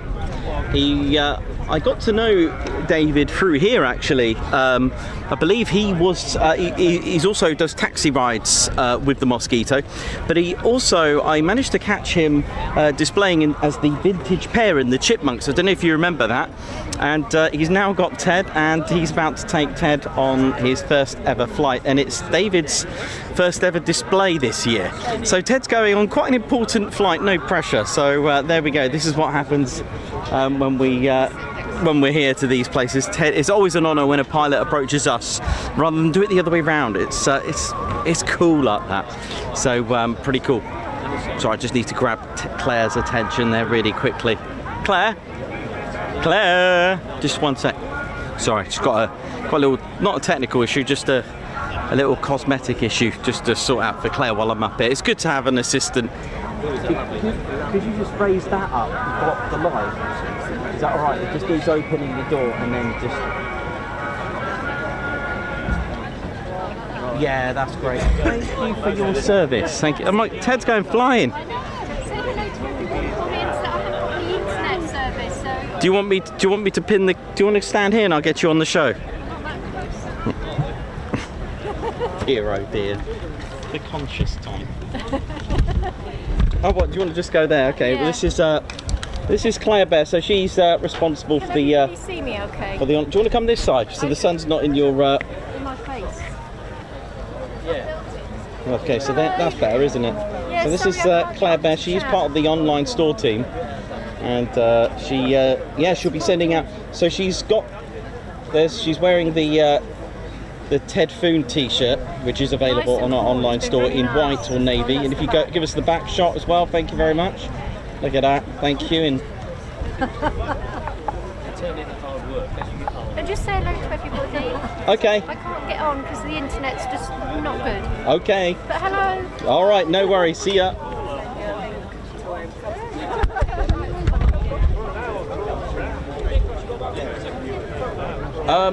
Yes, no problem.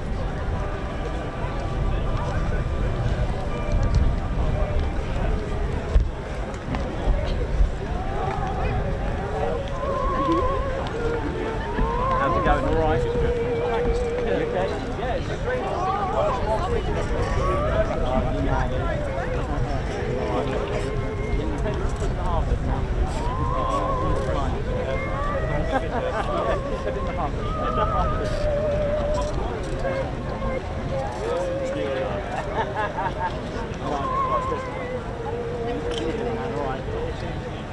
Yeah, where are you?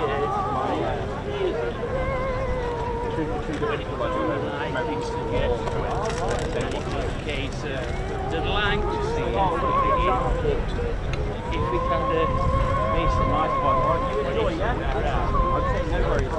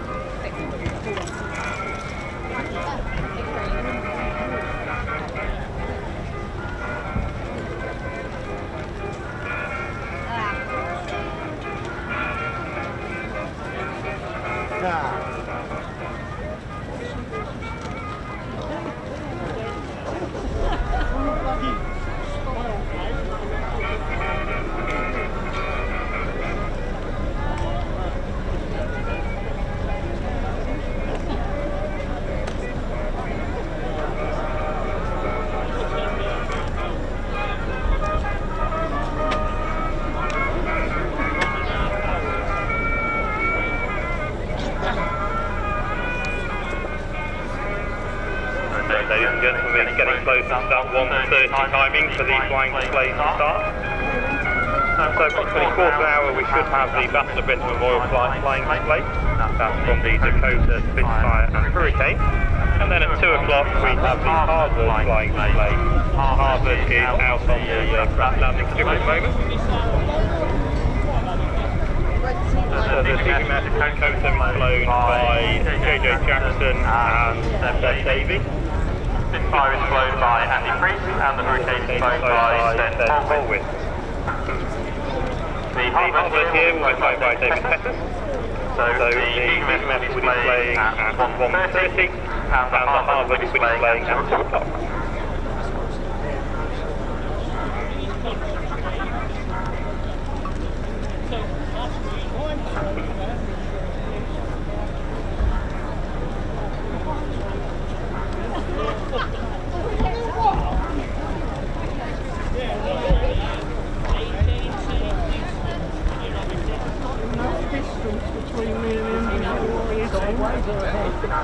If I'm overtaking a lorry, mate, the other day, I don't know. So we might see Ted's going up in the T6 very shortly. Do you want to drive the Now if it's recorded, I'll be getting somebody at work saying, if I wanted to take a break,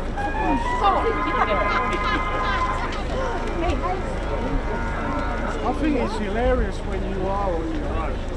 Well, that's why he told the boy because he said when he was looking at it, he could hear him,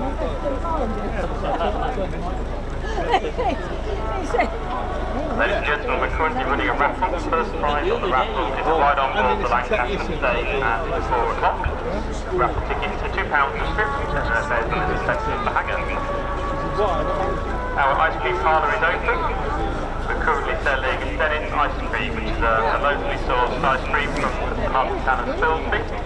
And our ice cream parlour is situated just beside the hangar. woman in the side road on my right, that's really out. And she's going, I said, what are you on about, love? She said, you should have stopped parked cars. I says, you've got double white lines on road, love, broken white lines. That means you give way to what's already on road.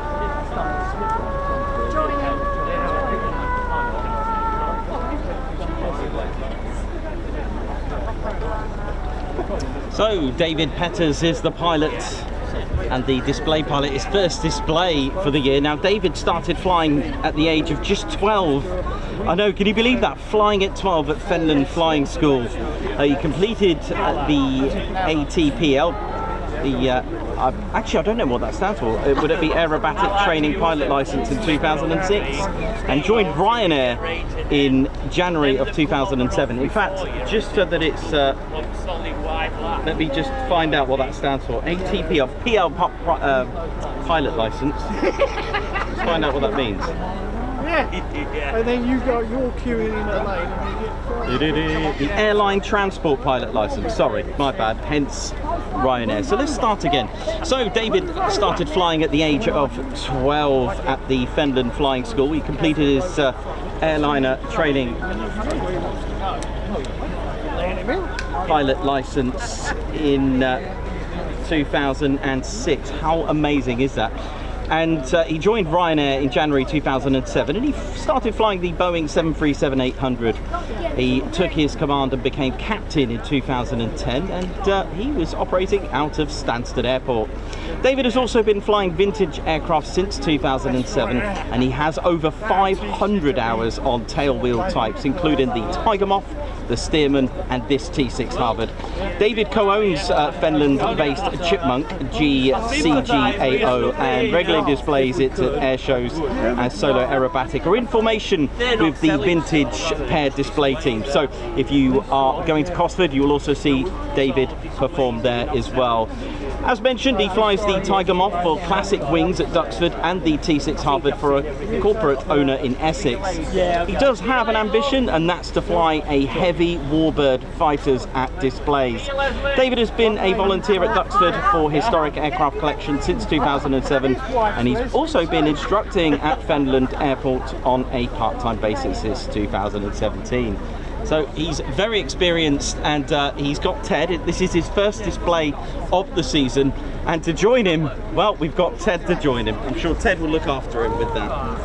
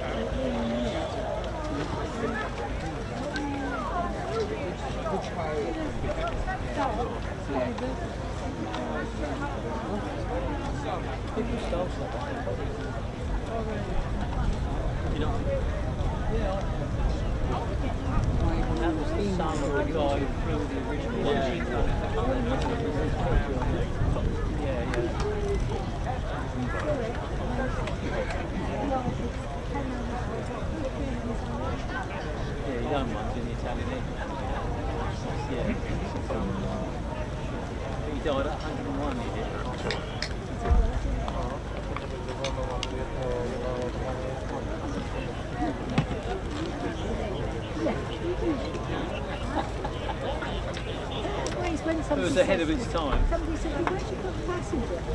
I said,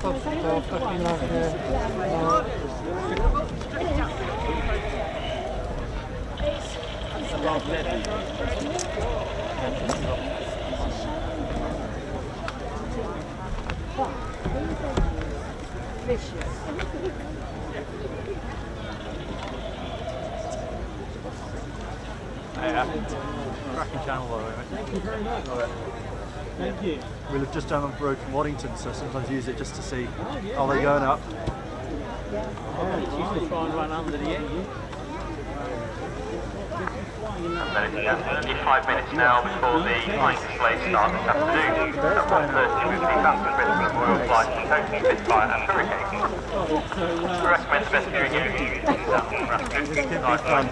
Right, let's go find a spot. Got the camera on the top of the van. Yeah. Looks like the BBMF are up. They call it Duralum.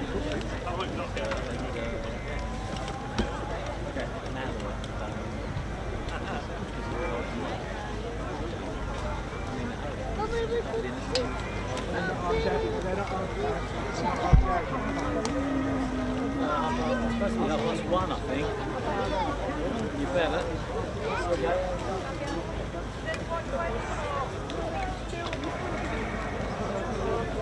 So the C-47 is up, the BBMF are up, the crowd rear as well. There's David Petters there doing his thing. It was really nice to just to be asked to give Ted a flight, and not just a flight, a display.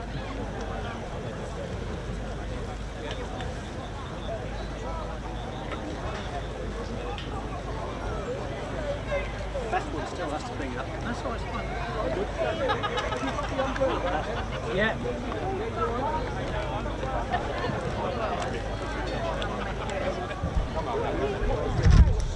So we should have a full display from the Battle of Britain Memorial Flight, and to the very helpful gentleman who gave me this awesome info, thank you so much. Whoever you are, thank you, because that is really helpful. So the Dakota ZA947, it's flown by Captain Flight Lieutenant JJ Jackson, along with co-pilot Flight Lieutenant Seb Davey, navigator Flight Lieutenant Neil Whitehead, and we've also got Andy Wellham-Jones as well.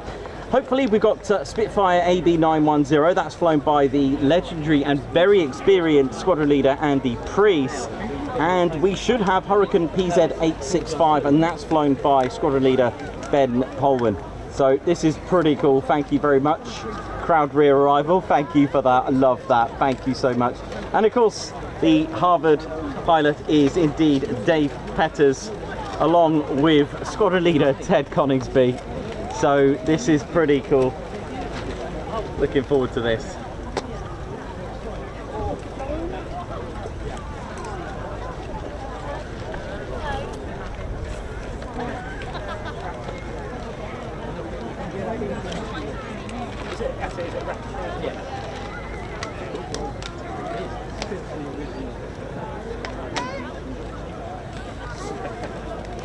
in the 20.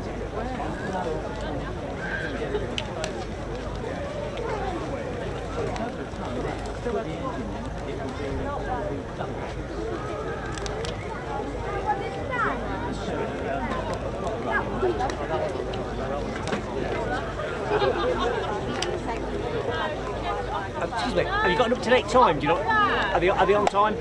Yes, they're airborne. Excellent, thank you. Also, approaching from the right or the left? Crowd rear. Thank you.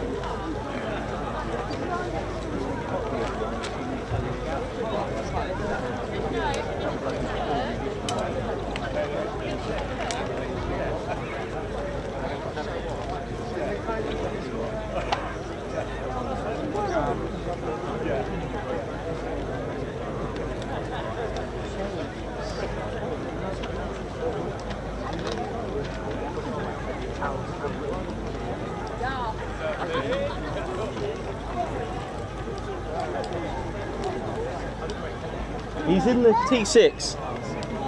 He's going flying. Yeah. David, the pilot, come up to me and asked where Ted was and would he like a flight, and I'm like, He's not going to say no, is he? no. Ted won't be saying no to that one. Oh, maybe. Wow, Ted's not flown in this one. Have they got a video of him going up in there? I don't know, but I'll be filming it as well, so that'll be great. We'll be watching. Yeah, I'm sure Ted's got a GoPro somewhere. Yeah, definitely.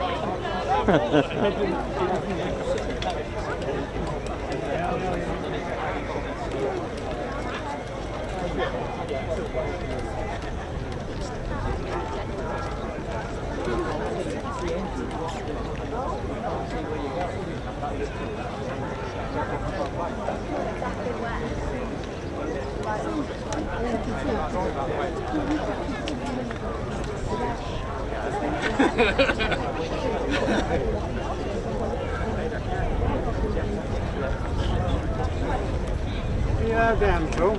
You're right there? Do you ever get down? Sometimes, yeah. Right. I didn't know where to come today because I watched the show on Saturday. Oh well, we got nice displays coming up now, so enjoy. The coaster is flown by JJ Jackson, Ted Dave Petty's flying the... Yes, he is. Yep. I was supposed to fly with him last year, but he was away displaying that. So all his minions took me from the ship. Well, they're very close now. Here we go. 2 minutes, we should be seeing them on the horizon. Away we go to the display over the air. Right, let's.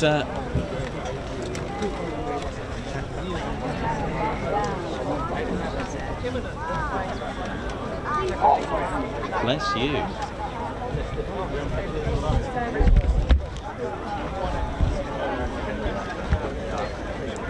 I can hear something nice in the distance. It's a nice Mark 9 Spitfire there. Oh, here we go. Oh, yeah, look at this. This is a shot. Oh, what a shot.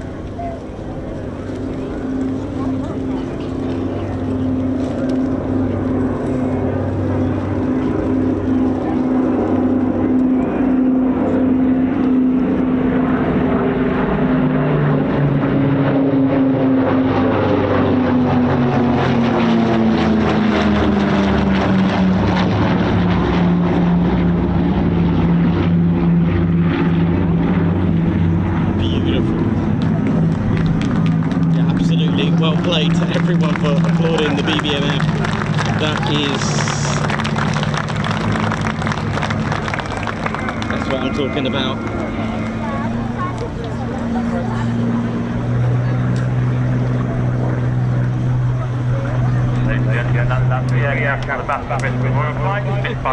Beautiful. Right, Ted, where are you, mate? At 2 o'clock this afternoon, we have the Harvard flying display, and very shortly we'll be starting up on the ground set, take off and gaining high speed, display at 2 o'clock. Thank you very much for joining us in this 30th for our Lancaster event.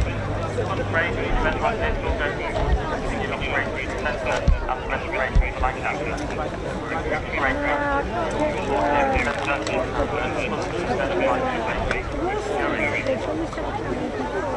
At 2 o'clock is the Harvard flying the next live firing demonstration will be at 3 o'clock and the final Mosquito taxi at 3:30 and the final Lancaster taxi run at 4 o'clock. Yeah, I thought I'd try something different. I wasn't going to track the Dakota as it went over me. I thought I'm going to leave the dynamics of it, just going with it. I like doing different stuff. It's good for you.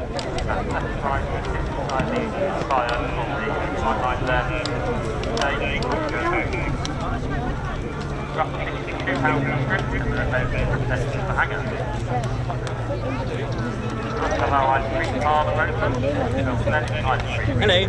Oh yeah. So Ted's in there. There we go. Big fan of you, mate. You alright, buddy? I'm a big fan of you. I watch all Oh, your thank stuff. you very much. Yeah. You alright? Yeah, you. Yeah, that was good display, wasn't it? Tried to get one of you. Oh, well, that is pretty cool. I love that. The free ship, that's cool. Send it in, man. With like you as well. Yeah. Yeah, I'd like that anyway. Next to the Spitfire is cool. Yeah, just send it on social and I'll put it on. I'll Yeah, tag you. definitely. All right? Yeah, I watched all your stuff. Well done. Thank you. Thank you very much. Entertaining. See you Thank later. you. By the way, I don't know if you know, but Ted's in that T6. Oh, is he really? Yes, he's flying with David Petters. Oh, well, I flew with David did you? a year ago, but in Wacky Rabbit, Harvard. Right, And that was from cool. here. Well, he's picked him up. He's starting up. He's got him in the cockpit. No way. So yeah, if I'd have known, I'd have thrown him out and I'd have gone instead. Oh. Next time. Yeah. All right, See you mate. later, No matey. worries. See ya. Right, Ted, what are you doing, mate? Come on, Ted. All right.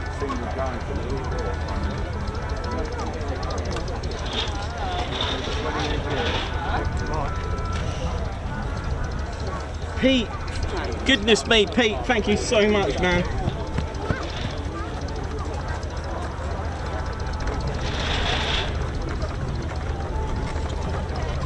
Thank you so much, Pete. Wow.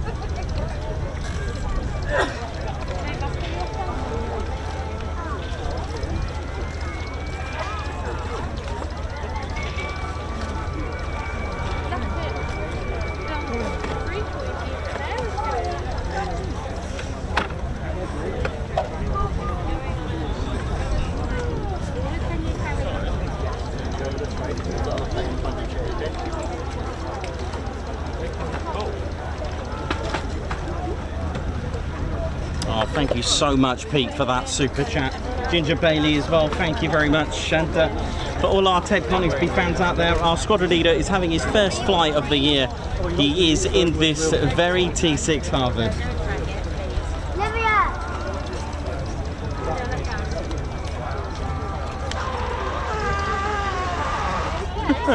Yeah, I sent you a little. You got no signal? No.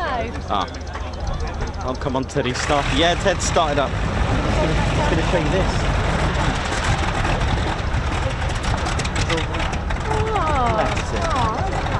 That's it. That's our little food cupboard for later.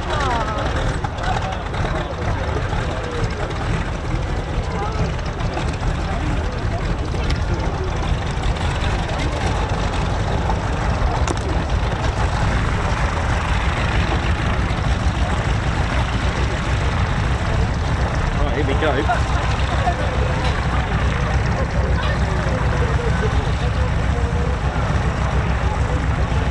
Go on, Teddy.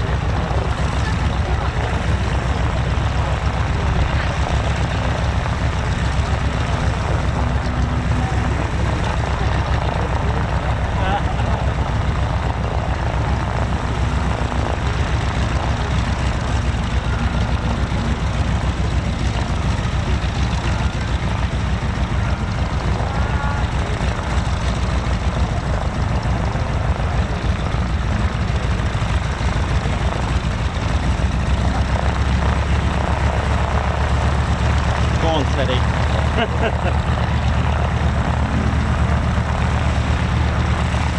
Chris, oh wow, Chris Freeman as well. Thank you so much for all of you who visited the Ted Coningsby site.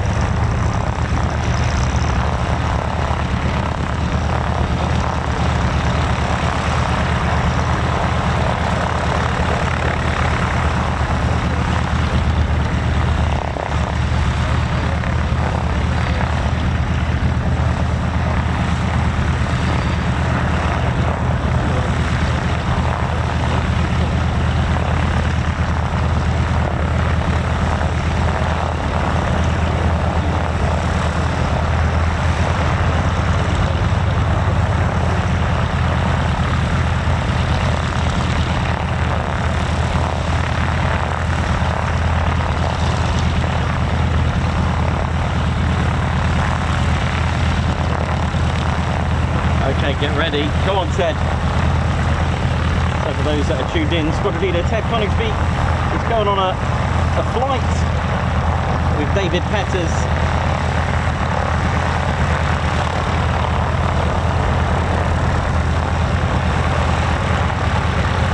And it's David Petters' first display of the season, and Ted's with him.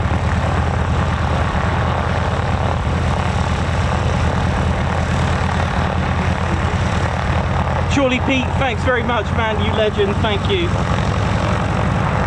Here we go. Go on, Ted. Oh my God, Ted.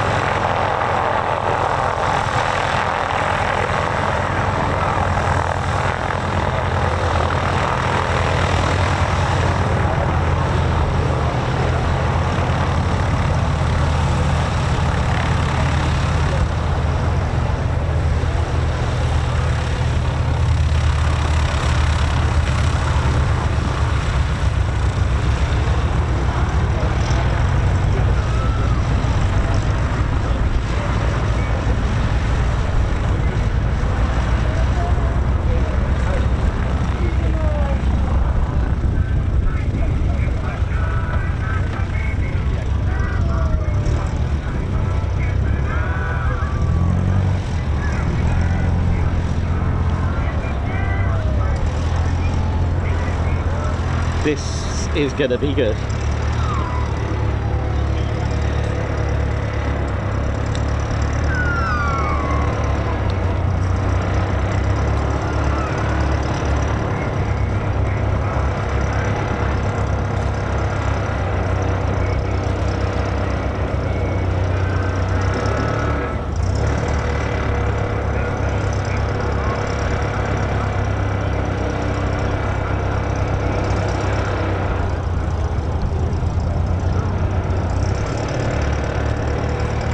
Right then, Teddy. Right, let me just grab the camera.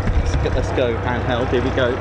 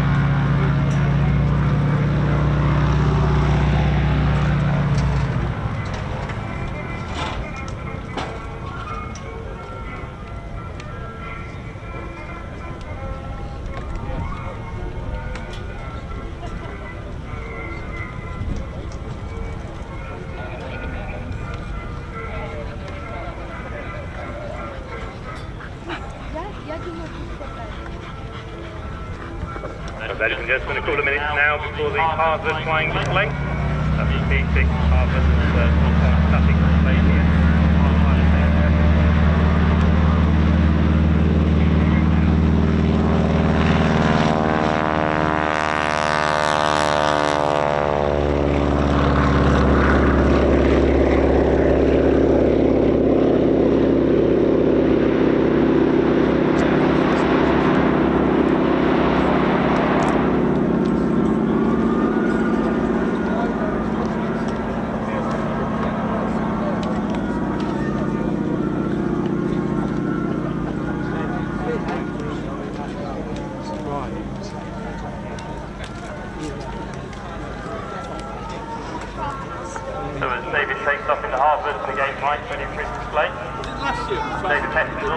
the Lancaster pilots for us.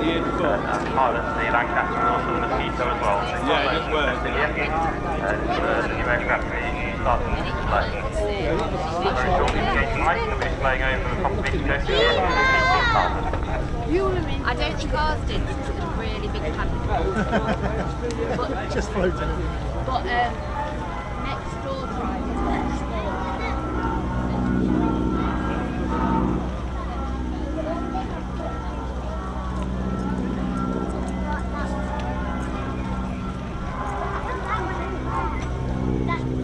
So you may have heard that David does do the taxi rides here. He is a pilot here for the Lancaster and the Mosquito.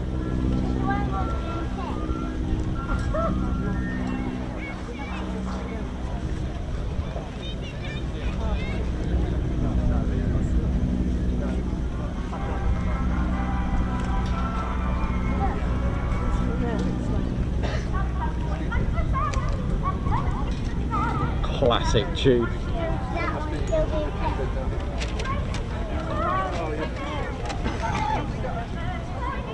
So earlier on,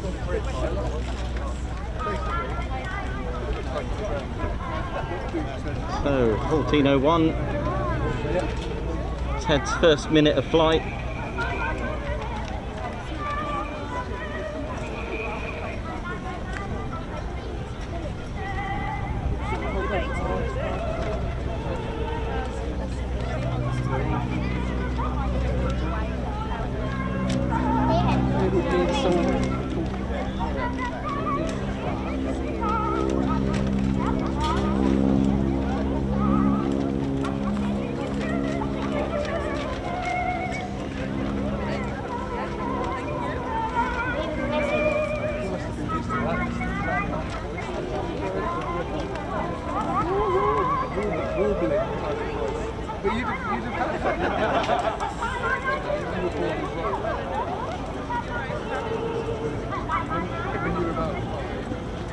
This music is still playing.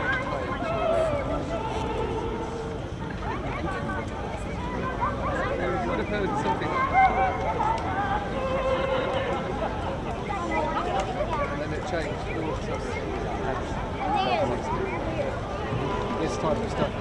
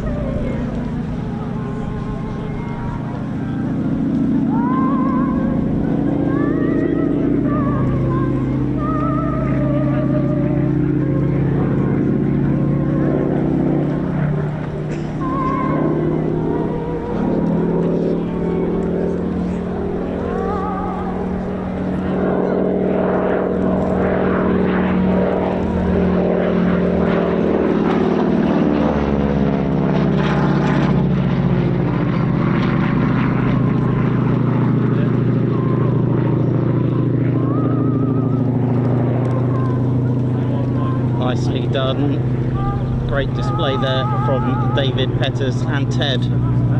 Oh. 299.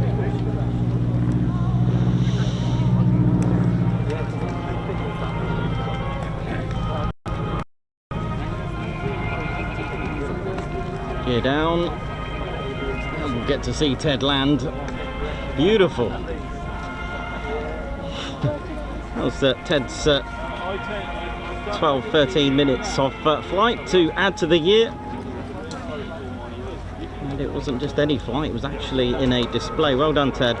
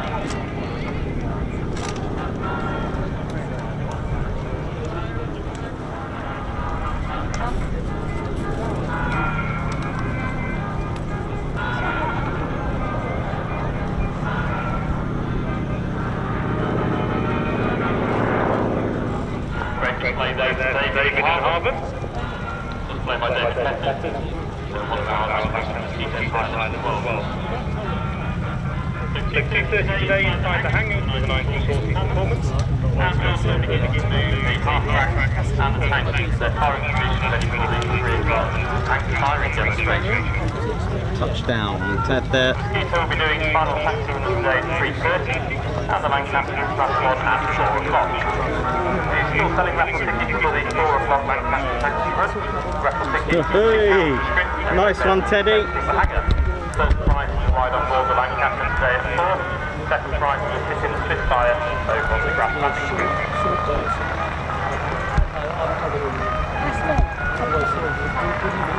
Our right screen parlour is still open, situated inside the hangar, and there we're serving Venice ice cream, which is the locally sourced ice cream from the market town of Spilsby.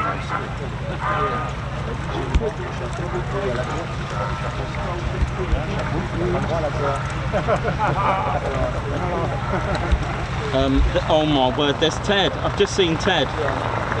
Ted, hang in there, man. Ted keeps falling over. There he is, Ted.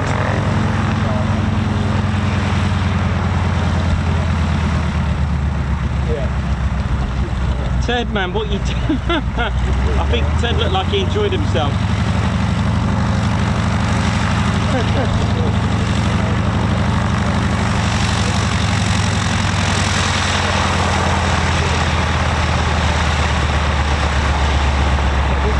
Yes! Ted! Ted! Nice one, Ted! He did it!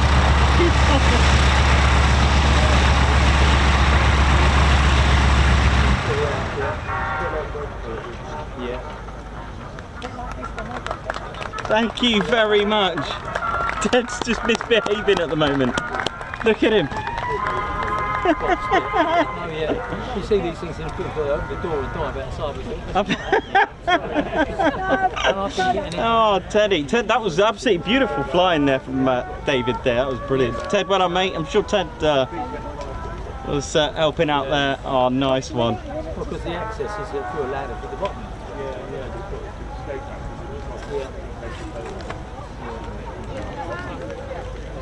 Never thought of things like that. I think that's Claire, he's at the front if you wanted to take a photo. Oh, he's all right. He's having his post-flight check there. He's not surprised the Germans didn't believe him. That was brilliant, absolutely brilliant. Yeah, snow. Broke his foot. Broke his foot. Sprained his ankle, twisted his knee. Yeah, I've done worse than that, falling down the stairs. Absolutely, yeah. I might never wear them again.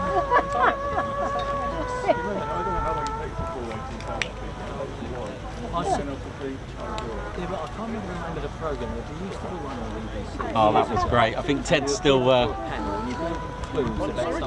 Ted's still having fun. He's got his beret on now. You can't get in. Ted! He gave him a clue, but they couldn't Oh, and this is why this channel is unique, because what other presenter actually takes part in the flying and gets involved? It looks hilarious. It's a very, very interactive channel. It really is. It's the comment when I fall down the stairs, it's the step. I said, hit everyone. If we don't see you, I'll see you on live again. Thank you very much. Ted had a good flight. He was on the. It's great. Have a good one. Ted doesn't want to leave. Between quarter past and 20 past. So in about 5-10 minutes time, we'll be starting the dancing. Come down, cool down, wash some vintage dance. we're saying that whatever we're having before we pop that box.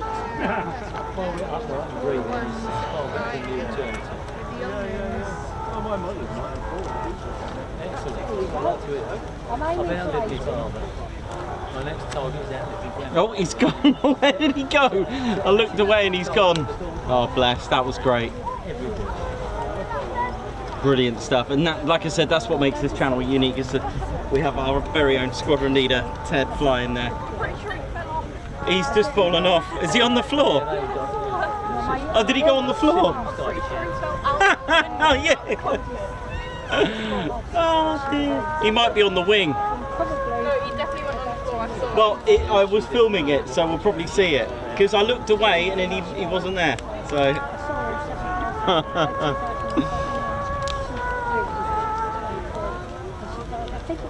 Hello. Some planes on there. Promise me.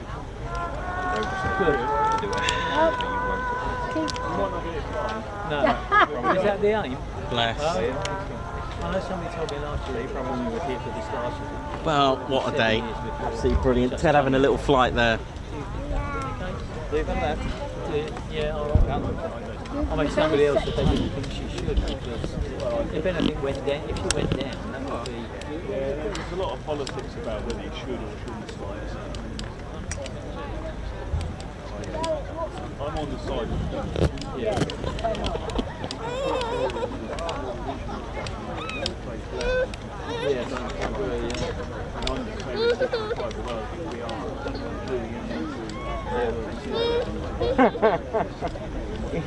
He fell out. Hey, how you doing? All right, man. Yeah. Also, when I reckon when Peter Mum's down at Biggin Hill in Texas, this airworthy Mosquito.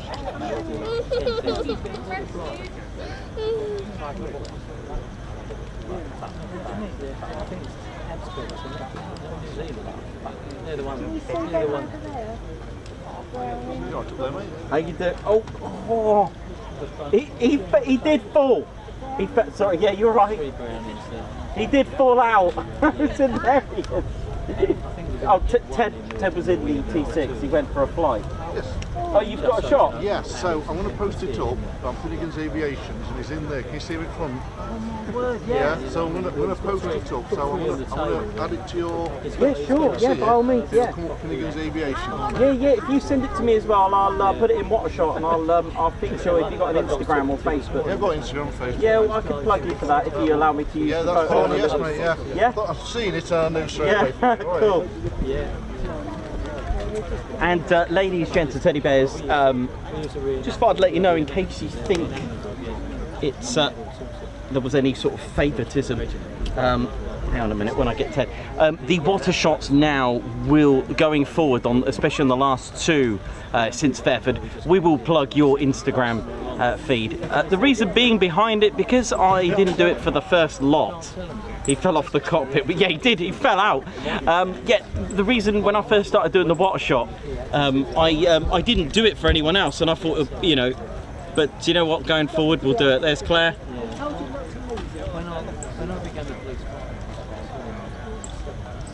There's Teddy. Teddy's coming back after a great flight. So a big thank you to David Petters.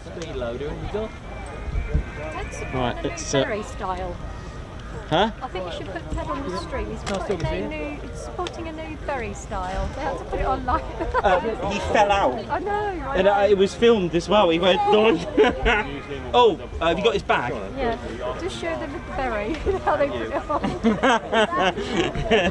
He's going to come over in a minute. Oh, brilliant. Some photos taken in there. Oh, that would be great. Yeah, cool. Nice to see you again. Yeah, you too. Thank you very much. You all right? Yeah, good. Good. I was telling my partner about you. Oh, thank you. Thanks very much.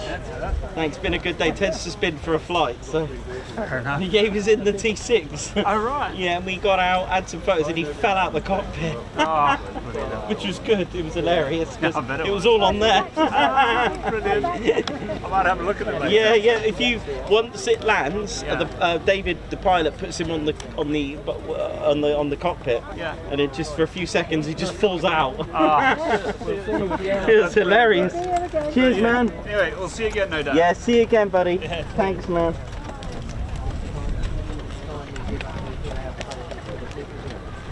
So Ted.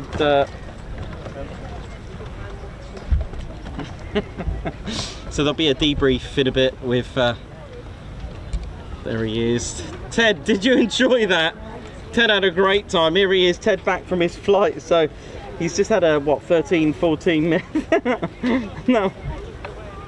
Oh gosh, that's me. Right, so Emma86, Guards March, thank you so much for your first month membership. Who's put thank you for your membership gift. Dr. SodaStream, part of our spanner flight.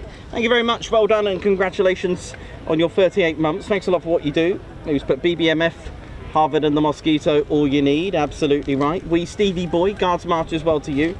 Thank you so much for the super. Philip Knoll with 34 months membership, flying high Ted, thank you very much.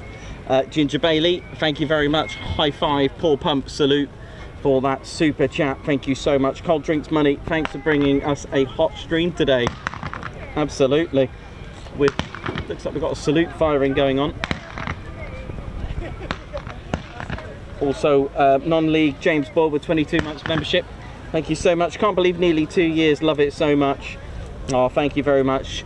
And Pete Lawrenson, man, thank you. Pete Lawrenson, if you're tuned in now, wow, Ted's going to give you a high five, a paw pump, a salute, and a fly past for that super chat. Thank you so much. And your Guards March as well. Thank you for that generous super chat. Get yourself, Claire Bear and Kimberly, some food and drink on the way home. We've got our, we've got some scoffery planned. Thank you so much for that. Parsnip Tube, high five, Guards March, Hilaire. Keep up the good work, Nikos, Ted, and everyone involved in producing these fantastic streams. Hats off to you. Thank you so much for that. Thank you. Mr. Wobbly, thanks for doing what you do. Guards March to you. Thank you very much. Hazel Harding, high five. Welcome to the Ted Coningsby Squadron. A Guards March to you. Also Helen Scott with 27 months membership, 27th in and still loving the streams. A Guards March to you. Also James Beatwell, wow, high five, paw pump, a salute and a fly past with a gun salute. Thank you so much to James Beatwell for that super chat. Wow. Thank you so much with your Guards March. Mrs. D, thank you very much, Mrs. D. That time again, 34 months, Posh Officers Club. Thanks for the brilliant streams. Well done, Nikos, Ted, Mods, and TCS family. Thank you very much. Guards March. Also, Alan Q. Thank you for the super. Down, down, down.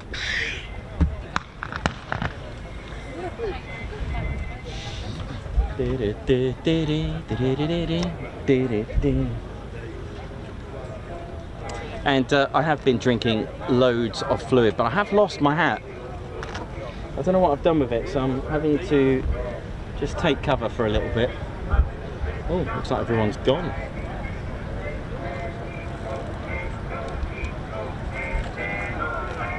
Let me check the roster. I'm sure we've still got things to go yet.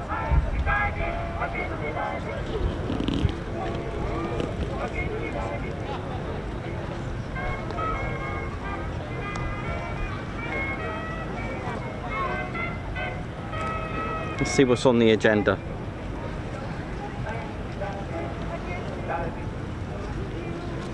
So 1427. Oh, we've still got some live firing yet from the tanks. So we've still got a fire demo to go yet.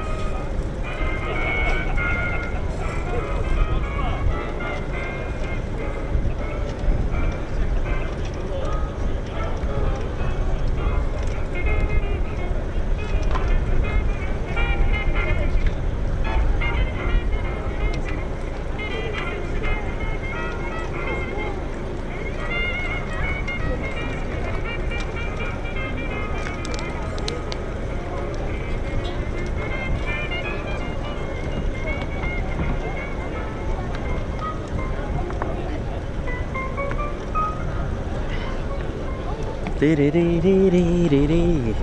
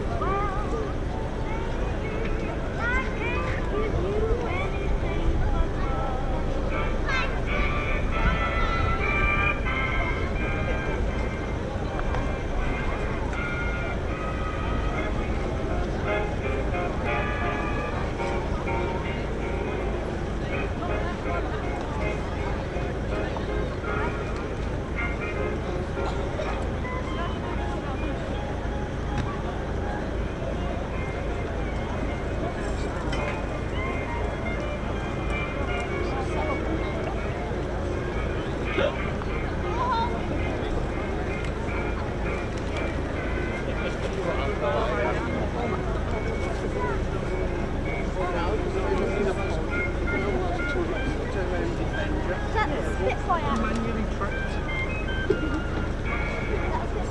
This is Ted.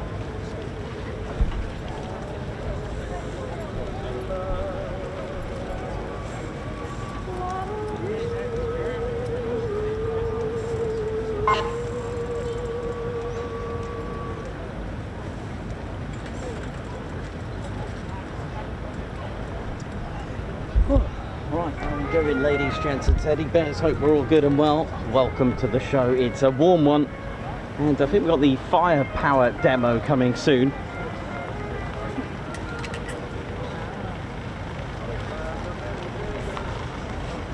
So more tanks and pyrotechnics coming up very shortly.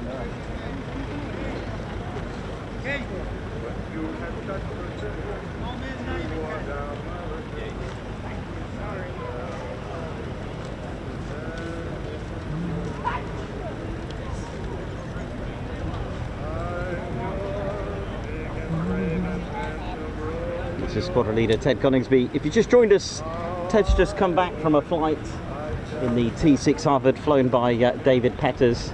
Did you enjoy that, Ted? Oh yes. And we got, well, we'll have to make a nice video of that, won't we, Ted? Oh yes. Do, do, do. Oh yeah.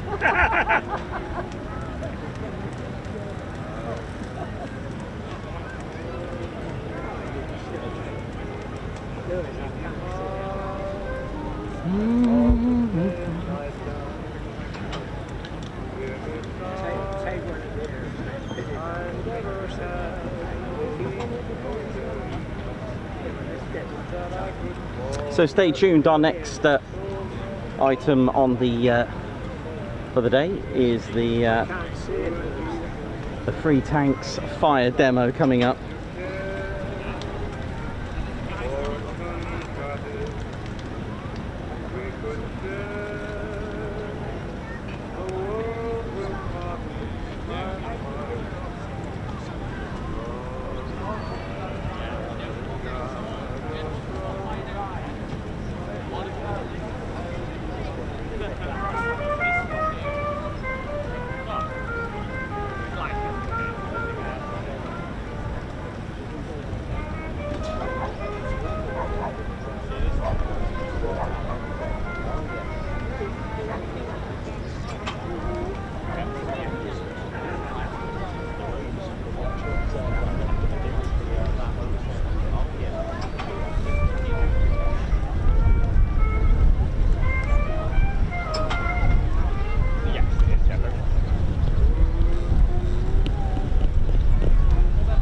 Here he is.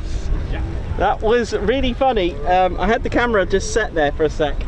Ted was hanging on, and then the next minute he fell out. It was brilliant. It was so good. Oh, thanks, Ralph. Come down and say hello, and thank you for that. Yeah, that was superb, man. That was superb. But yeah, it was nice, man. Nice one. So you've flown that one before? I've practiced. Yeah. Oh, thank you very much. I did some method classes in the cockpit, put the way hello and yeah, that would be great. Oh, thank you. That's awesome. Oh, nice. Just got a quick goodbye. Do you still fly with them? I'm now watching. Okay, sorry, I didn't understand it.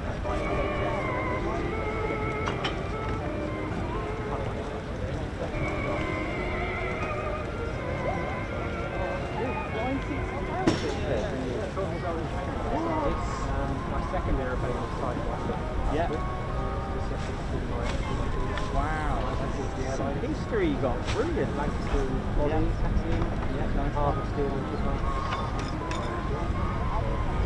Yeah, so I look forward to seeing you at Cosford then. Yeah, Cosford. Landing there. Yeah, we'll be in for a week. Yeah. Oh, okay, so I'll see you there. I'm there. Yeah, that was really good. Really good. I'll track you on this. Yeah, that was so good. Yeah, that's cool. I'm in the usual spot where I am in the car park. Is it a VOR, isn't it? That's got a VOR. Just literally a little bit off the front of your app. Yeah. It's nice. It's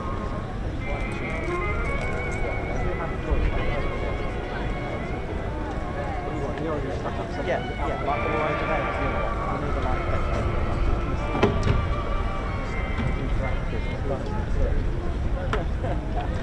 I had that to flight log and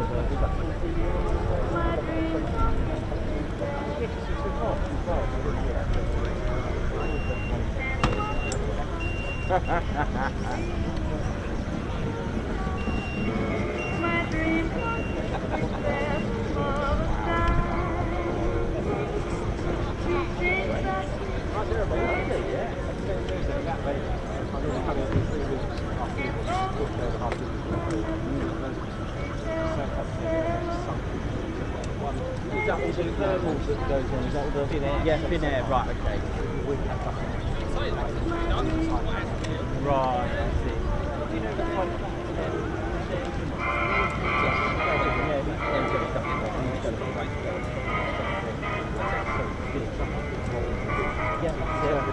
yeah, that's that, especially in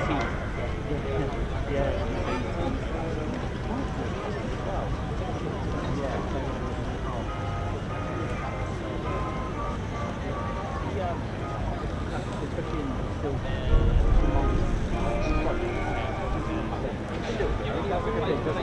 I can see with just a tiny bit. I see when you start going to the band. It just sounds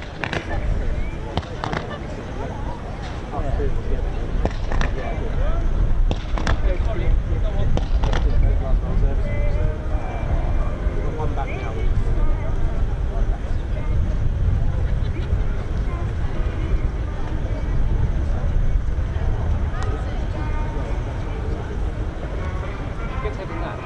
Yeah, I'll have to see what we can do. Yeah, that's great. That's Ted's first flight in the year.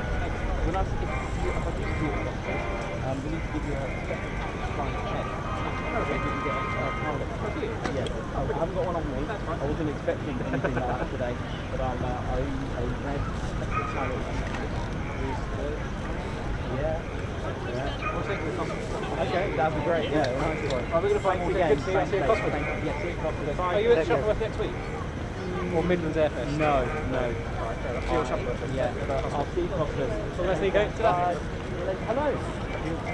Not yet, but it's fine. I'm down here anyway, nice little break. What have you got there?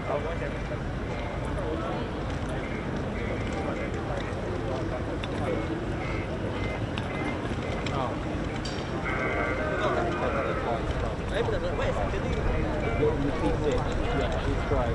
Yeah, it's really good.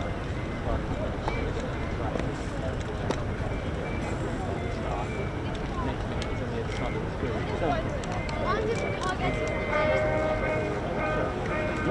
Please do.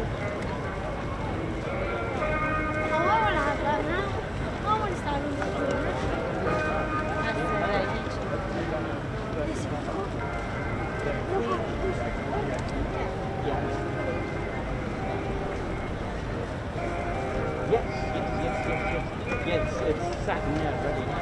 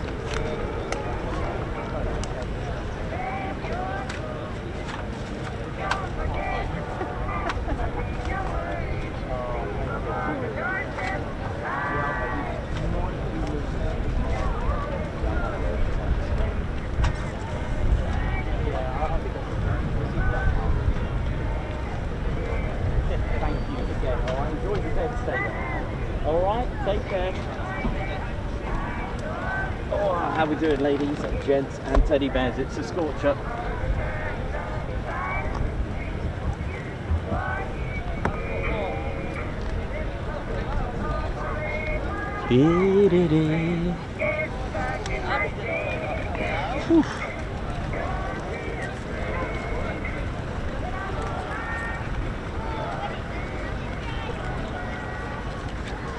Lovely channel. Thank you very much. Thank you. Been looking forward to seeing you for like 10 years. Oh, bless. Thank you. I must admit, I was expecting a big TV camera. Oh no, that and just my jumper to keep it cool. That was it. What do you get on it? It's equivalent to like 100 mil, if that. No, 1,000 mil, if that helps. I always wonder like what the it's just equivalent to 1,000. The way you yeah. and you zoom out, yeah, it's it goes when you do the firing range. Yeah, I mean that firing range, the targets are about 1.5 miles away, so that's just, yeah. Great work. Take care, thank you.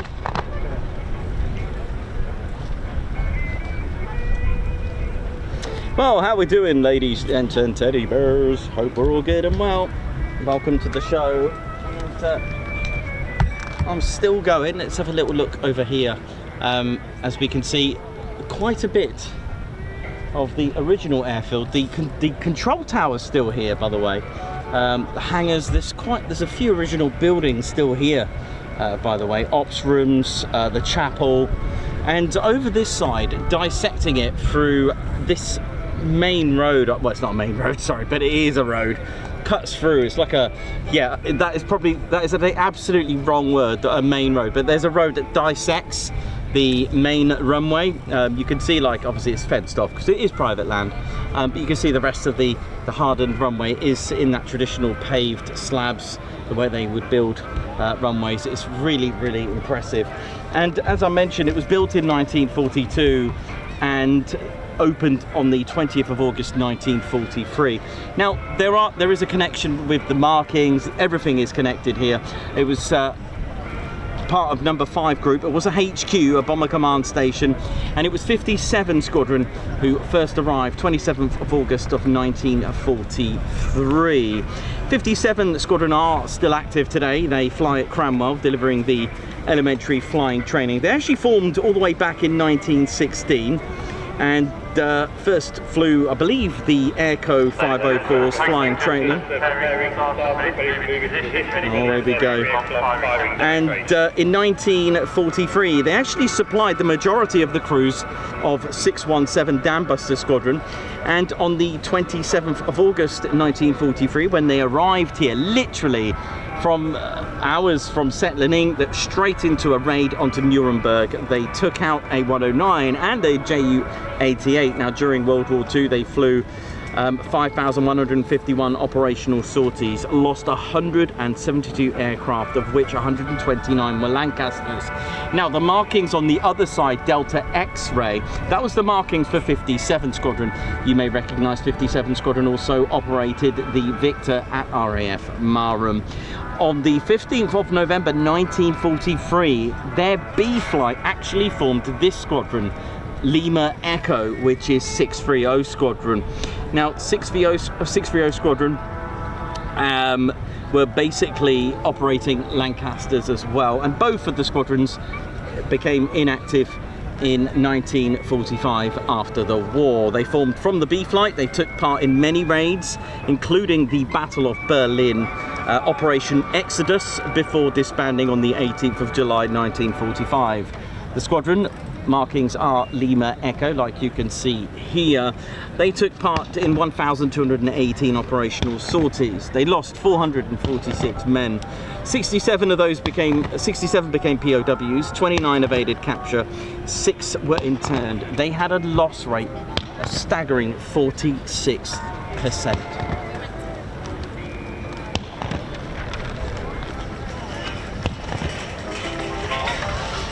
So it is a lost airfield, and it's just remarkable that, you know, it's always nice, you know, and I hate to say it, it's just depressing when you see our lost airfields turn into housing estates. Not a political channel, but if Ted was PM, he'd be knocking down the new housing estates and building new airfields and new RAF airfields. He'll bring back the Canberra, Vulcan, Tornado, the Phantom, English Electric Lightning, and it will be a much more happier place. I feel passionate about this, and I don't care, I will say it. Bring back all the air shows, Mildenhall, and certainly bring back Scampton. Yeah. Don't worry, Ted, we'll fund it all.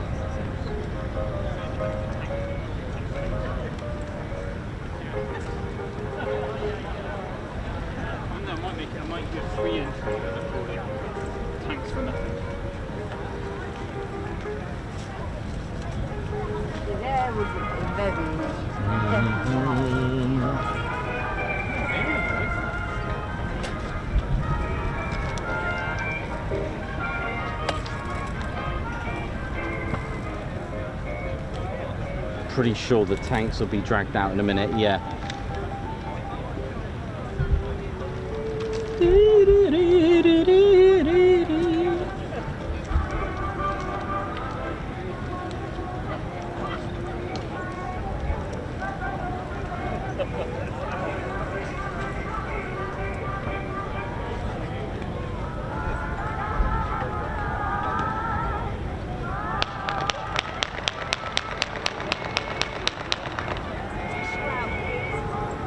Okay, here come the people.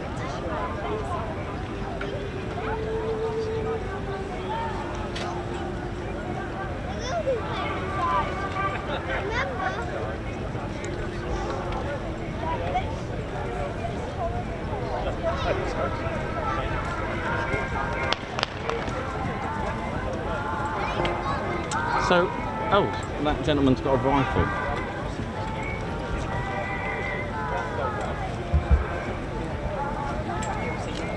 The third control unit, there you go, yeah, Airfield Wildlife Control Unit there. Okay, things are about to get really loud in a moment. Tell you what, I must have drunk about, I don't know, how many bottles of these, what are these? 5, I've drank about 2.5 litres of water. Yeah.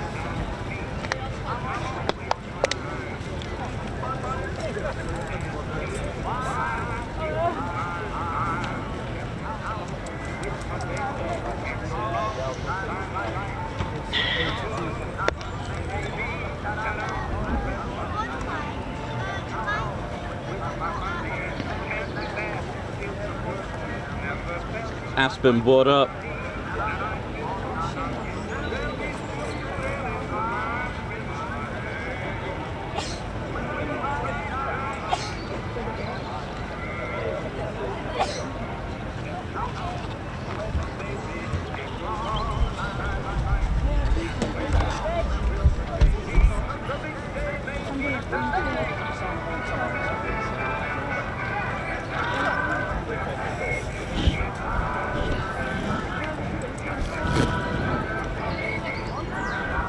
Okay, welcome to the show, ladies, gents, teddy bears. In a moment we'll have the T-34 Soviet tank, the M5 Stuart tank, and the Valentine DD tank as well.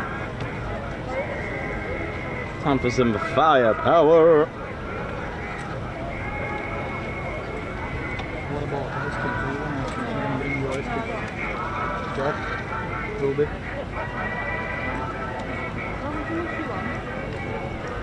Huh?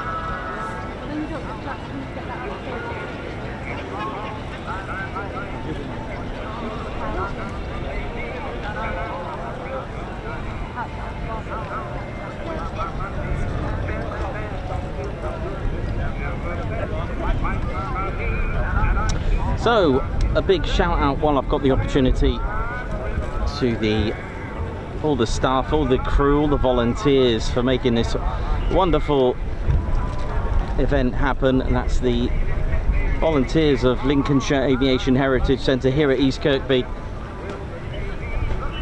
And a big shout out to and a big thank you to Andrew Panton, the manager.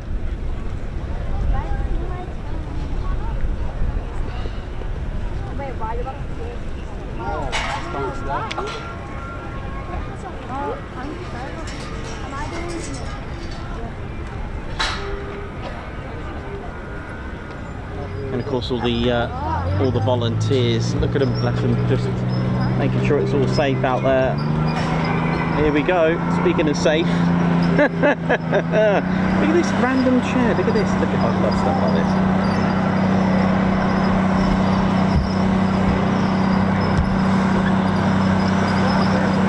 The chair.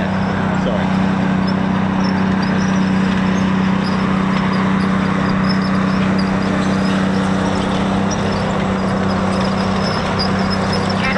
Ladies and gentlemen, this is the call for Lancaster taxi rider to the 4 o'clock London. Please make your way flat over to the line at the aircraft. Lancaster taxi rider to the 4 o'clock London. Please make your way flat over to the Union line at the aircraft. Thank you. Oh, where's he going this time? Oh, yeah.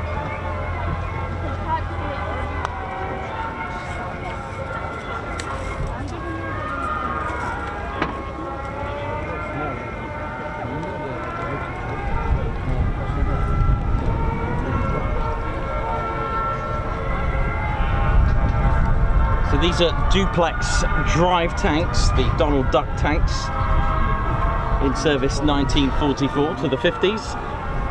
Designer of, designed by Nicholas Strausler.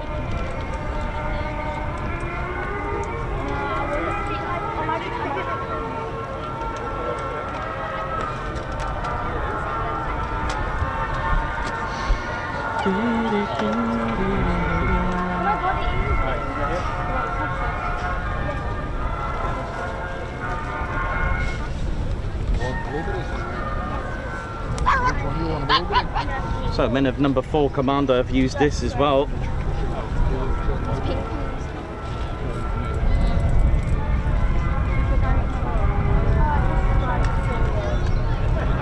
The main ones we also used at Operation Dragoon, and their main use during D-Day, Operation Plunder as well, with the British crossing of the Rhine on the 23rd of March 1945, and in several operations these were also used on the Italian front in 1945. Okay, here we go now. I think we got the Soviet T-34 coming up.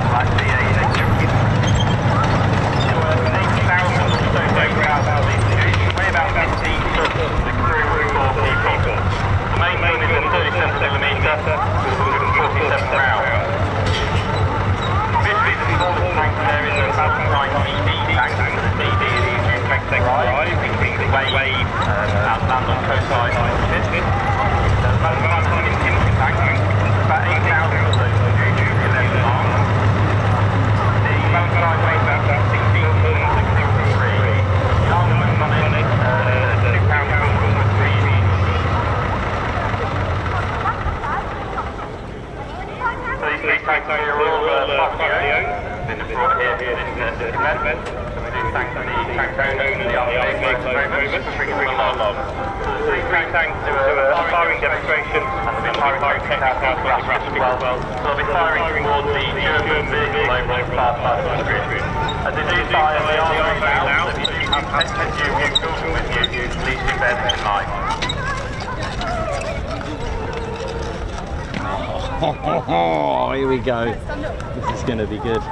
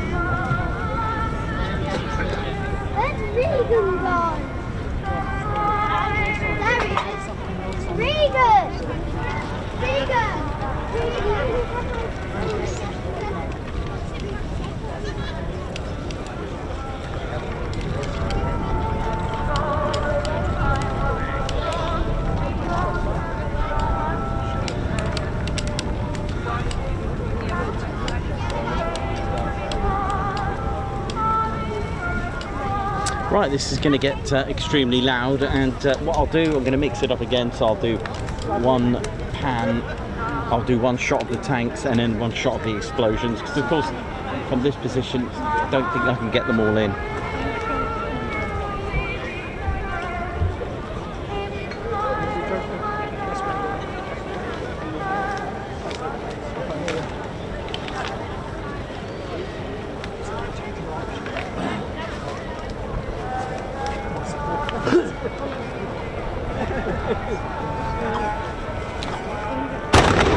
There you go. Oh my god, I love that.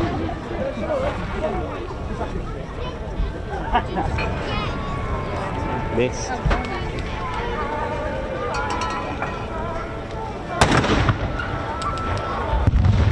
Yeah, got it.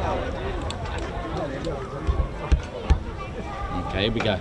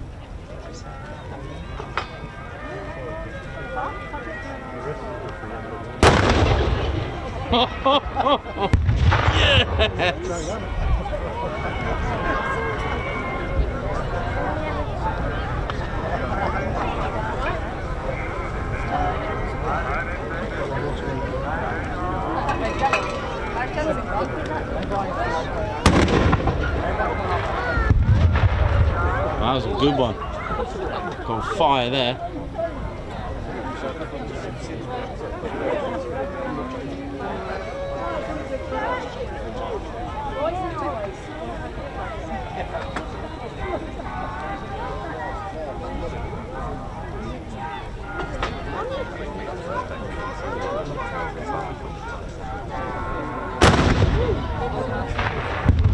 Oh, shot.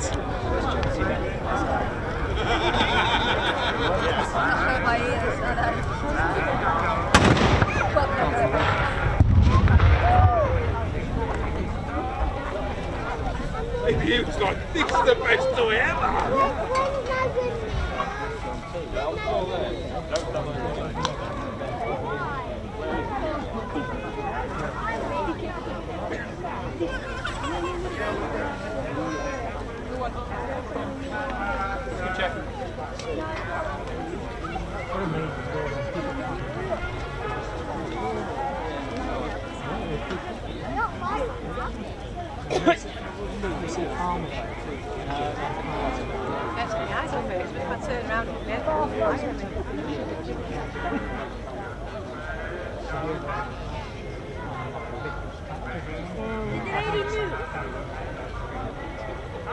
She'll be surprised as well.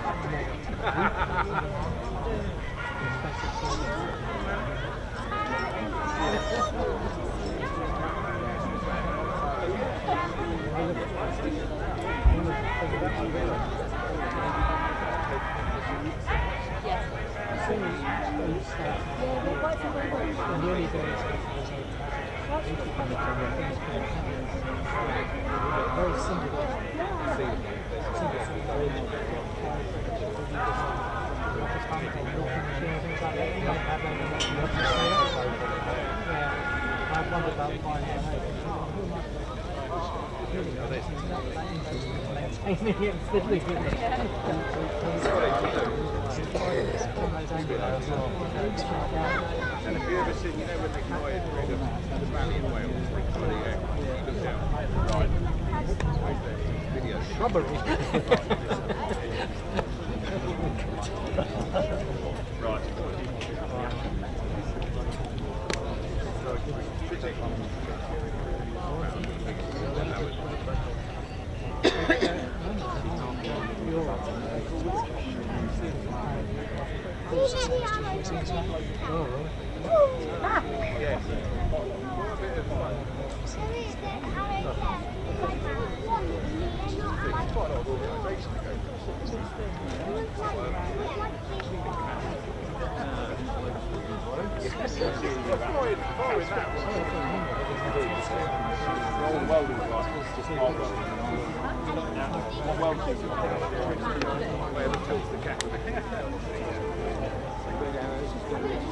Okay, here we go.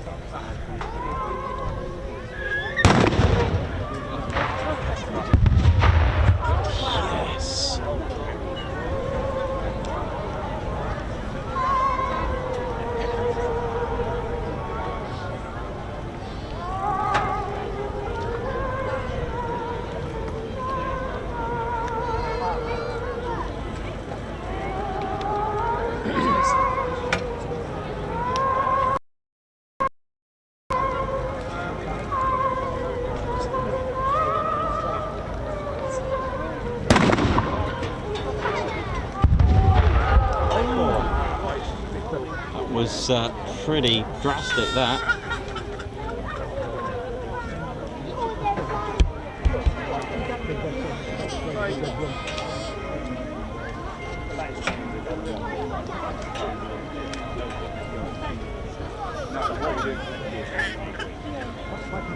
Well, I'm not private now. Yeah, we might as well. Yes, we go. Come on then, let's go. I want to shower.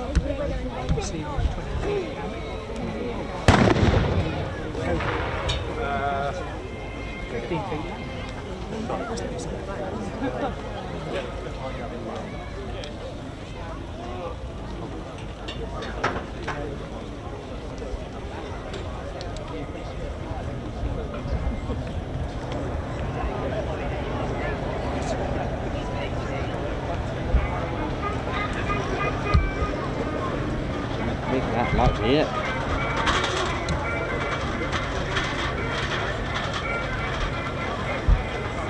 I'd say that was it. Right. Yeah, how you doing? All right, yeah, good.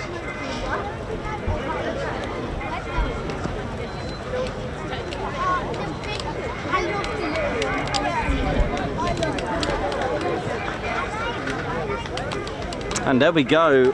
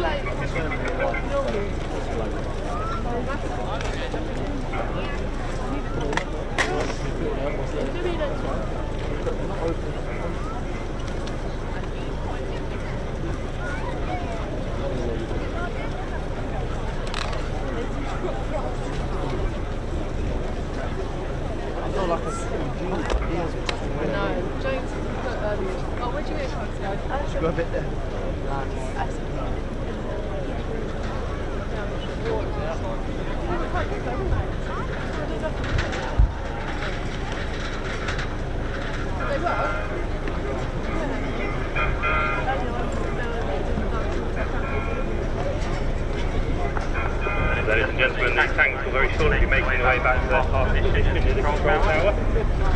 Their free passage will come through towards the control tower for us. Marshals there will be creating a lane and then through. People are starting very shortly, ready for a 3:30 tank taxi run. Called the Lancaster tank taxi again at 4 o'clock. The whole centre's open until 5 o'clock, so do feel that you can stay with us all the way through the week if you wish to. We are probably 15 minutes left on the RAF. Ride on the RAF and ride on board the Lancaster. £2 now available in the centre of the hangar.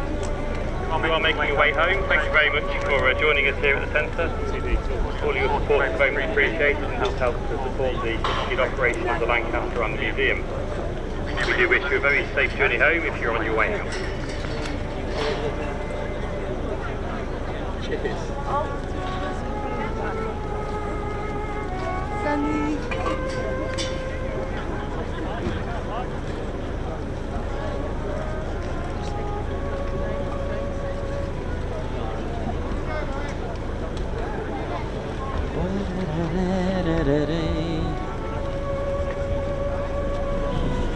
Goodness me, it's certainly a warm one. I'm gonna have to think about getting a few fans up here, I think.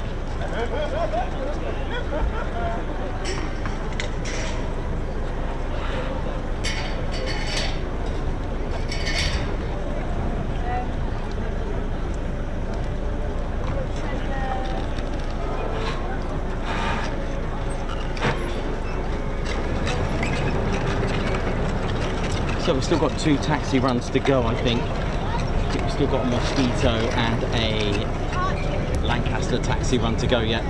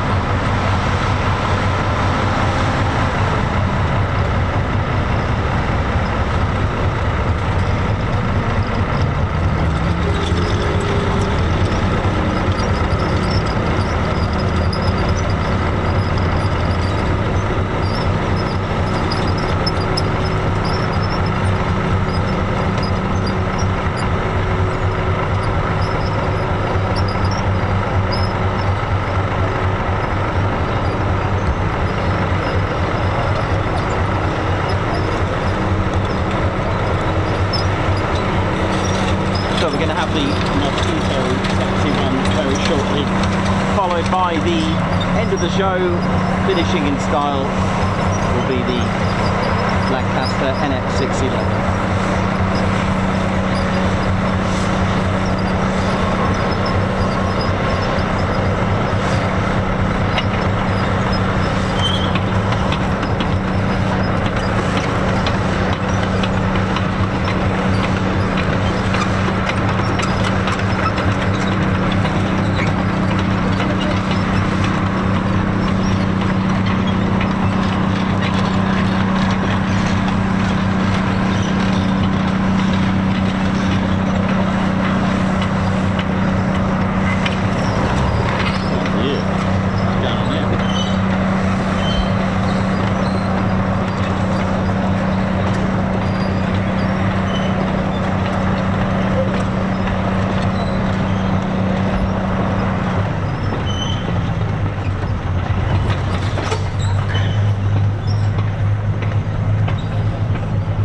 So next, just a little bit to go, there'll be the Mosquito taxi run.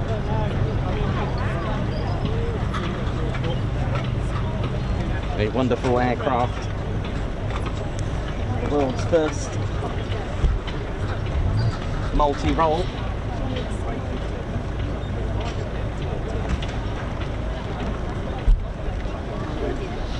Yeah, the world's first multi-role, ladies, gents and teddy bears. The de Havilland Mosquito, an absolute legend. The first ever multi-role fighter in my eyes. The de Havilland Mosquito, the masterpiece by Sir Geoffrey de Havilland, who, but his work of art was actually neglected and rejected a few times by the Air Ministry, that we may have not even seen this ever. But with the perseverance of Geoffrey de Havilland, even under the stresses of losing his staff, he kept pushing his idea. And the problem was really that biplanes and wooden planes were transitioning to a more modern monoplane and metal contraction. So de Havilland's new aircraft was indeed, as you may know, made out of wood. It's a beautiful sandwiching of balsa and birch. But we have to go also back to proving the point of de Havilland, where at Mildenhall on the 20th of October 1934, the organisers called for Air Race Committee's Mac Robertson Air Race, which was underway, a magnificent air race from Mildenhall to Melbourne, Australia. Love to see that today. There were no restrictions of the aircraft itself with regards to size, build, crew, or even at the engines, but just one rule. There would be no additional pilots to join once the aircraft had taken off from Mildenhall. Now, there were 20 aircraft in the race from all metal airliners, transport, old bombers, old racers. I mean, can you imagine this today? If anyone out there could organise this today, I would love to commentate it. The race started at 0330. Melbourne was 11,000 miles away. The lineup included DH-88 Comets, Douglas DC-2s, Boeing 247Ds, de Havilland Dragon Rapides, Fairey Fox Mark 1, Lockheed Vega, Airspeed AS-8 Viceroy, and even a BA Eagle.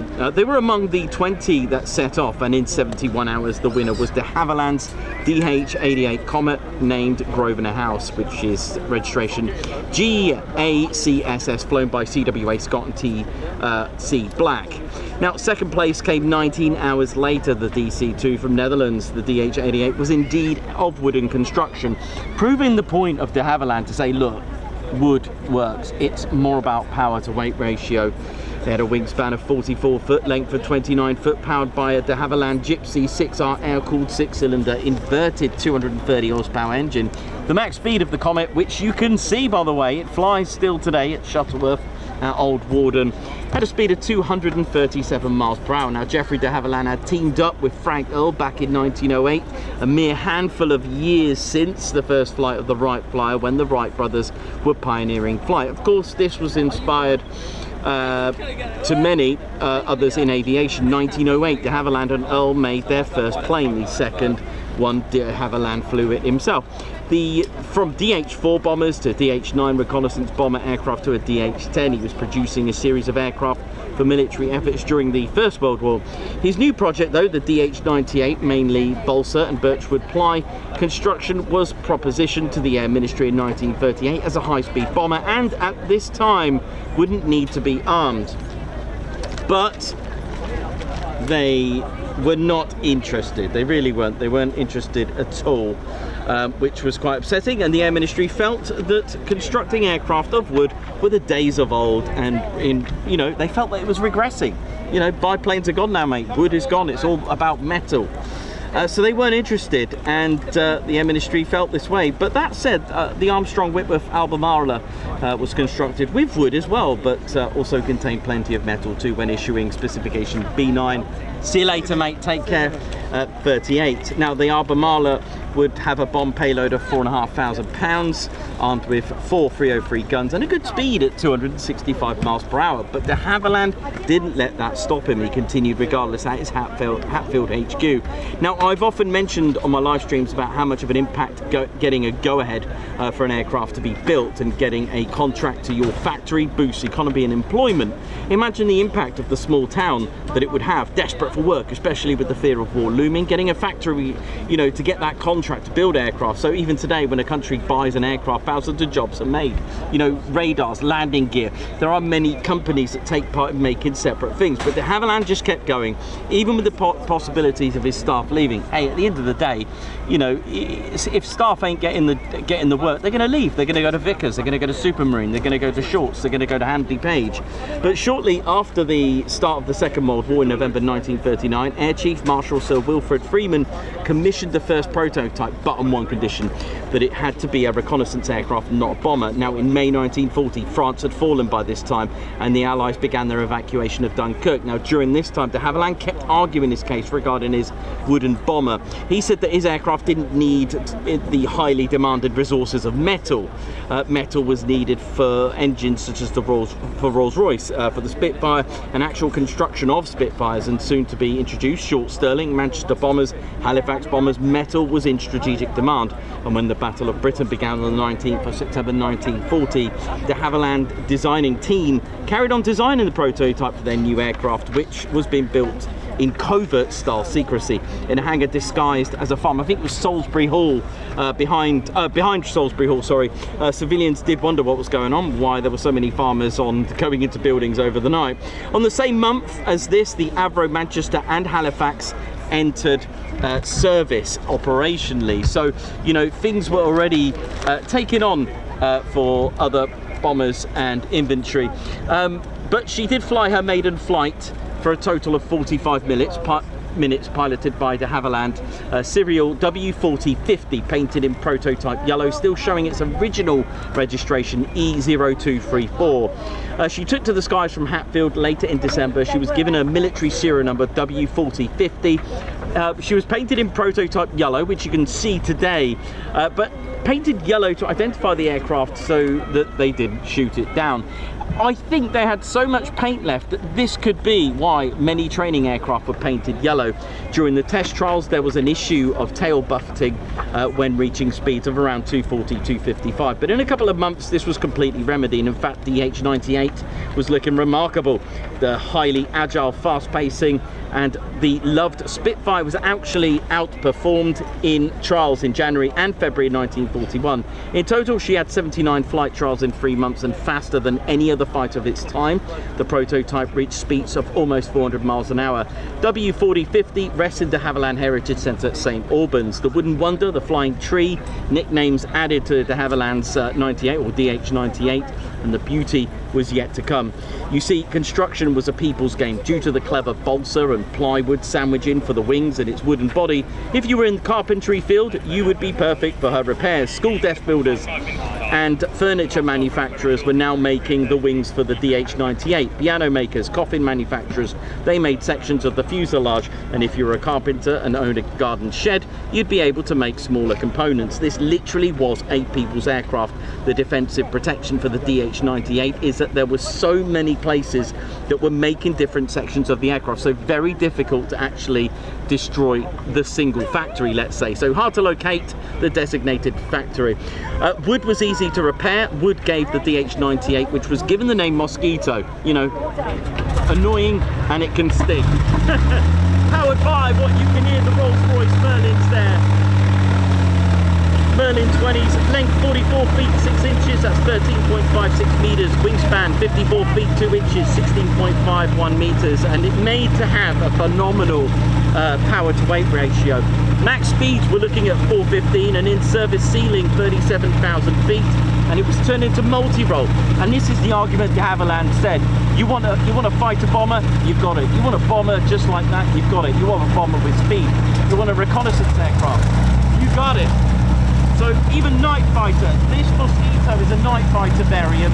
It does have the flame guards on there, and it was literally an all-out bomber. When the RAF switched to night bombing, little had been thought about the flame, so they stuck on the flame dampeners, which would also stop the pilot from being blinded.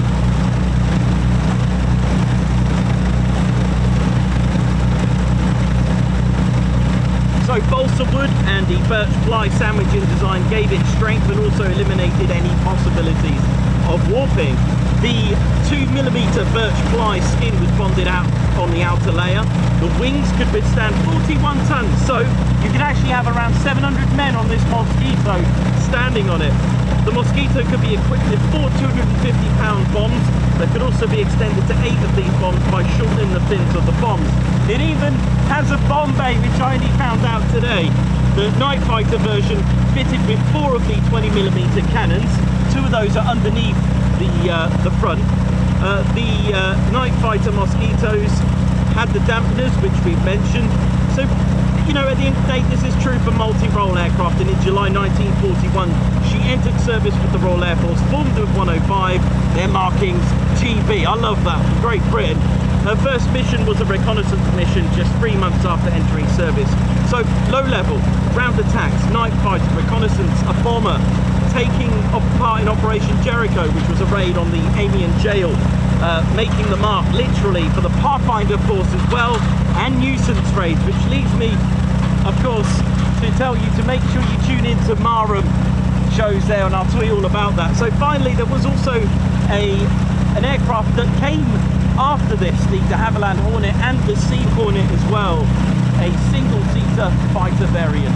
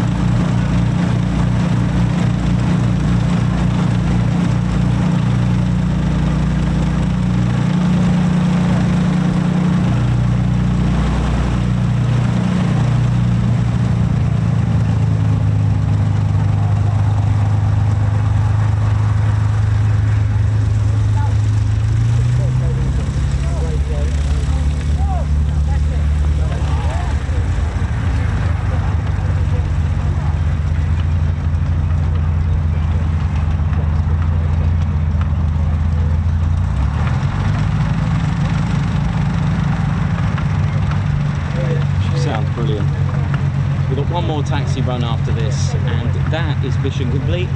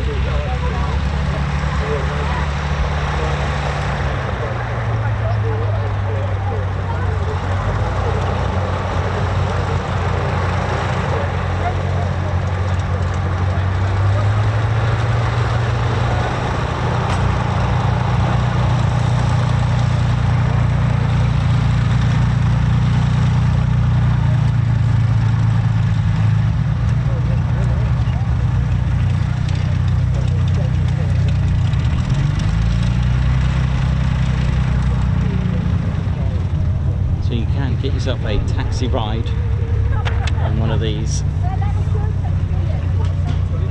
So it'll be just you and the pilot.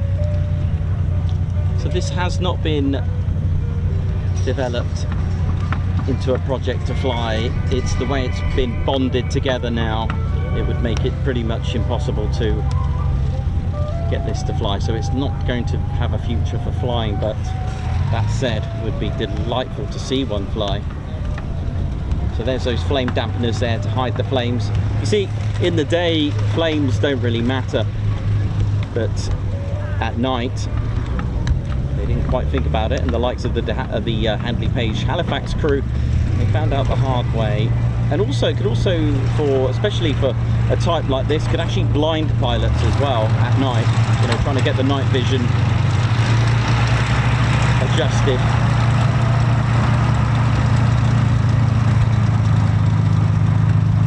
That's the flame dampeners there. There's pros and cons, of course. They can be a bit draggy, but you won't be spotted. It was not uncommon for these to come back with electrical wires, stems of barks of trees. They were, especially the if you go to the Petwood, there's a perfect example. I think that piece of tree went right through the cockpit. That's how low they were going. And it's actually in the squadron bar.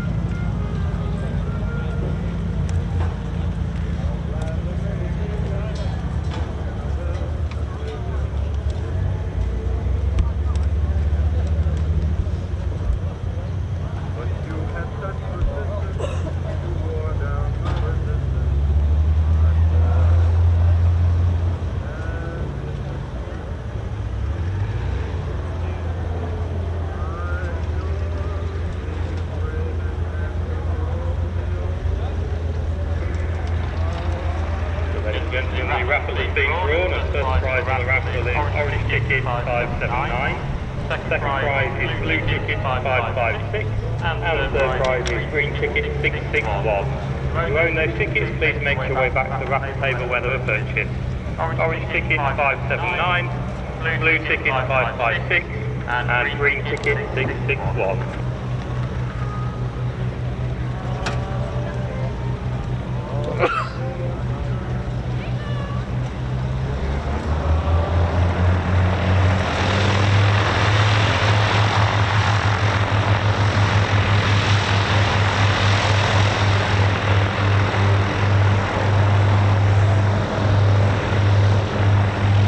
Want her to fly though, don't you? I know you are forgiven to think that.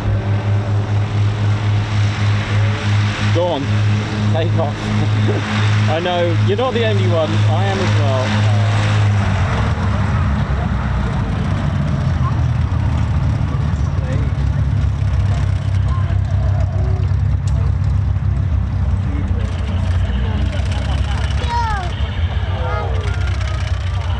Ted's T6 over there.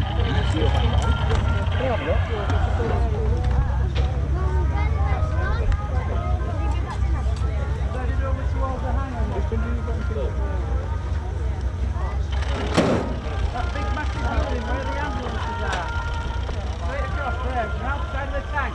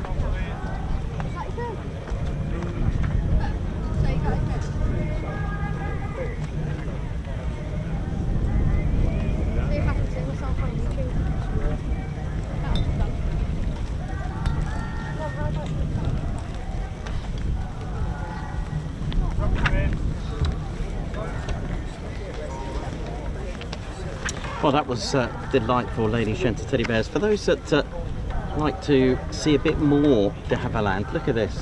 So my, just thought I'd advertise the book first of all. The British Aircraft of World War II. It's an absolutely classic book. You right there? How's it going? All right, Nicholas. First, you one of those? Oh, yeah, sure. There's a loose end in November. Oh. Great band, wonderful location. Oh, we've got our gig there on the end of the month. The band's brilliant. Yeah. Female vocalist. Is that you, is it? Or the male, yeah, the male vocalist there is dreadful though. I'll have a look at Gary that. Lewis is dreadful. I'll have a look at that. Cheers. Nice one, take care. See ya.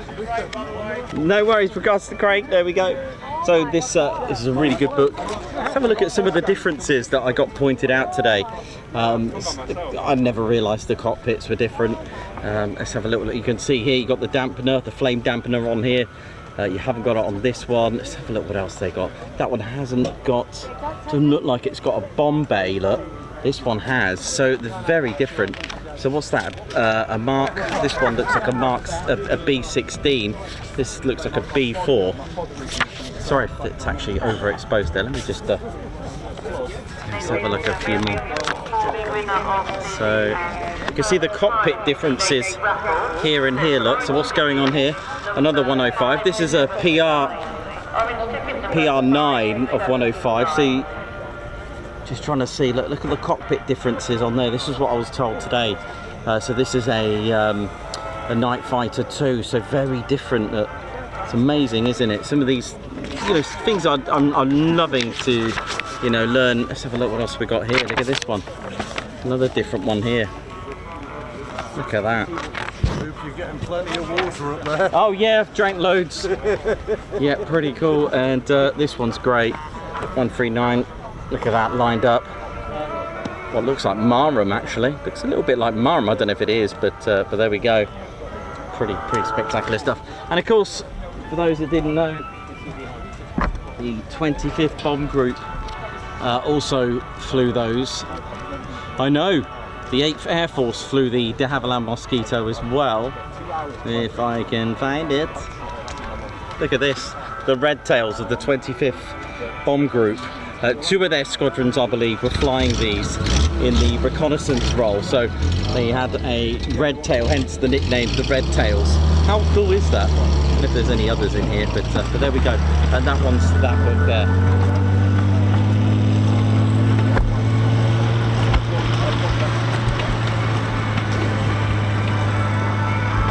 So, last but not least, we finish up with a taxi ride and a taxi run of Lancaster Nx611.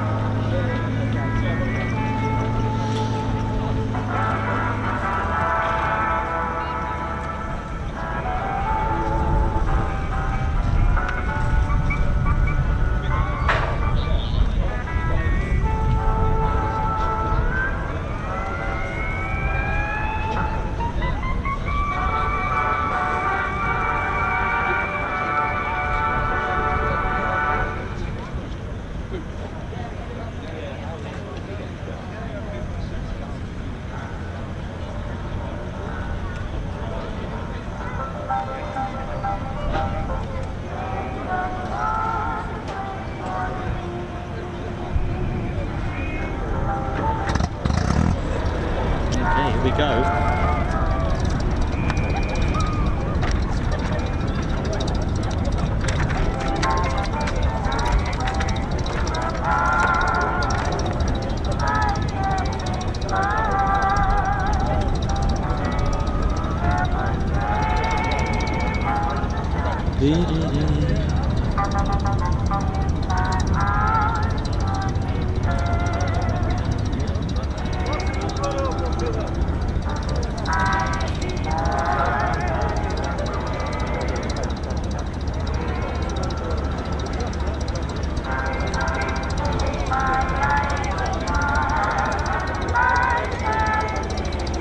Well, I hope you've all enjoyed today. It's been absolutely magnificent.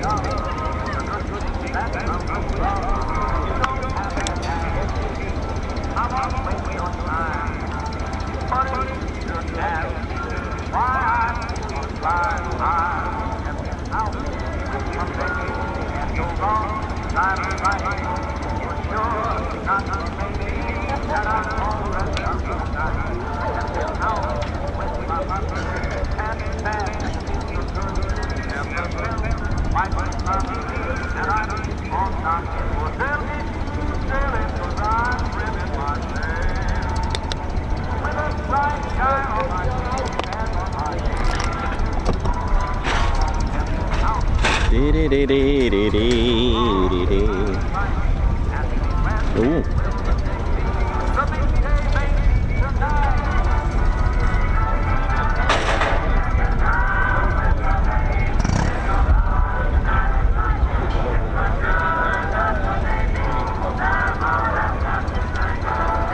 Thanks a lot there, David Petters. How you doing? Dispersal Hut, how you doing?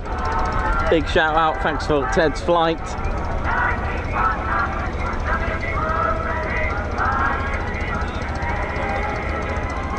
That was absolutely a great display as well. Thank you very much.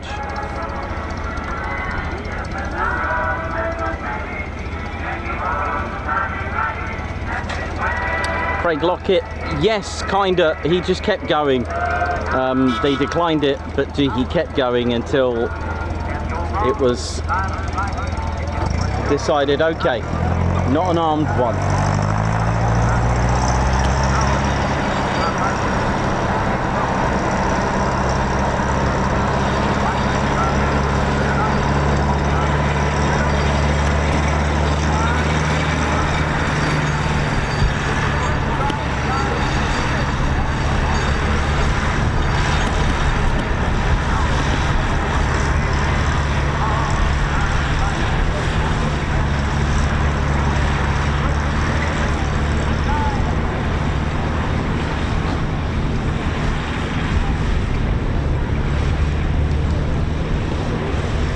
Hello. Yes, good. Yeah. Oh, could I get another water? Yeah, so not long to go now, about 20 minutes. Oh, that's all right.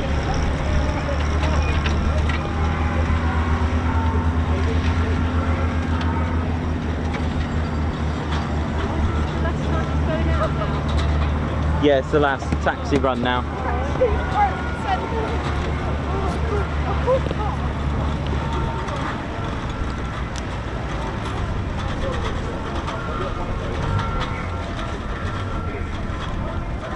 Thank you.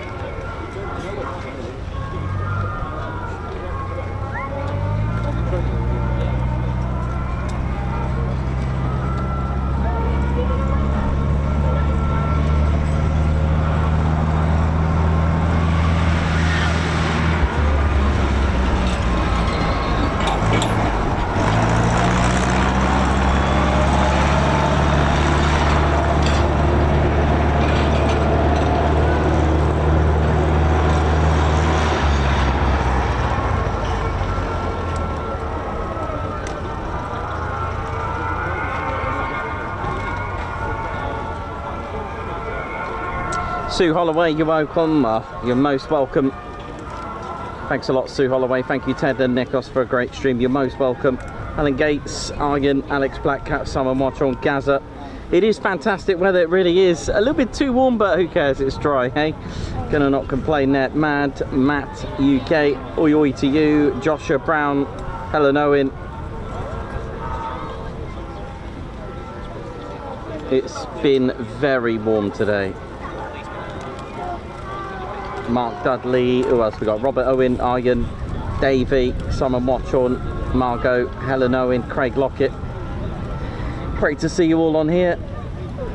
It's been another one, and you know what? It's Monday and it feels like end of the week, so I need to make sure if I'm not streaming tomorrow, it means I've probably forgotten what day it is, so look out for that.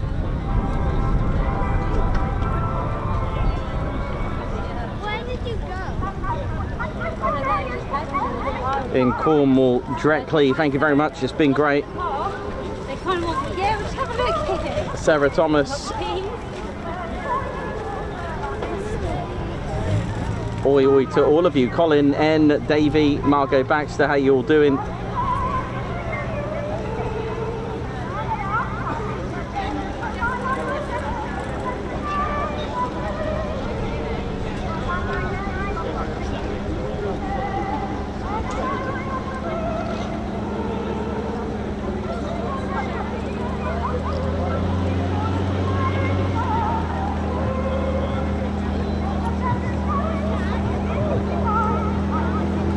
So you can see the livery, the paint scheme, classic Lancaster scheme with pretty much like a dark night underneath and the top being camo for low flying, blending in with the terrain on low level.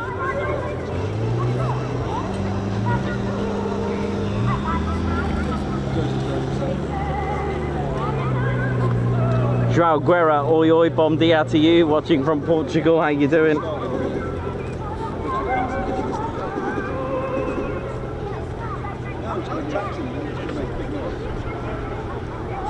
Joshua Brown, yeah, nice one. Yeah, great, well said.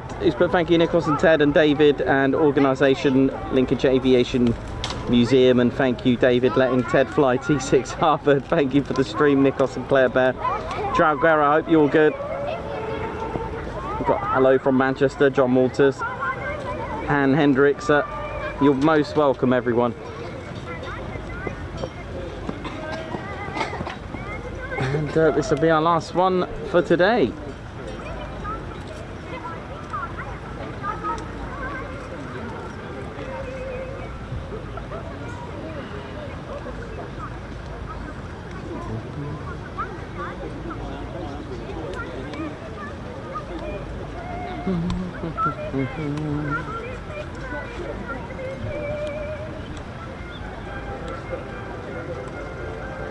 Suzanne Tilsney, you're most welcome. Thanks for joining us.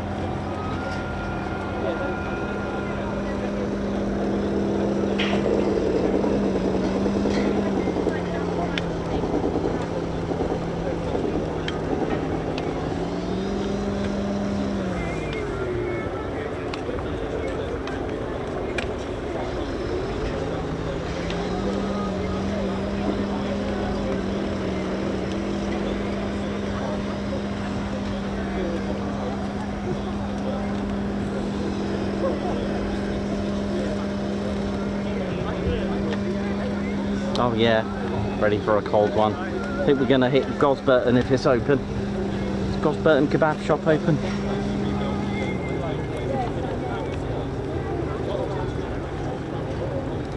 Pete Lawrenson, thank you very much. Been brilliant, Nikos. Have a good one. And I'll see you later in the week, hopefully. Yeah.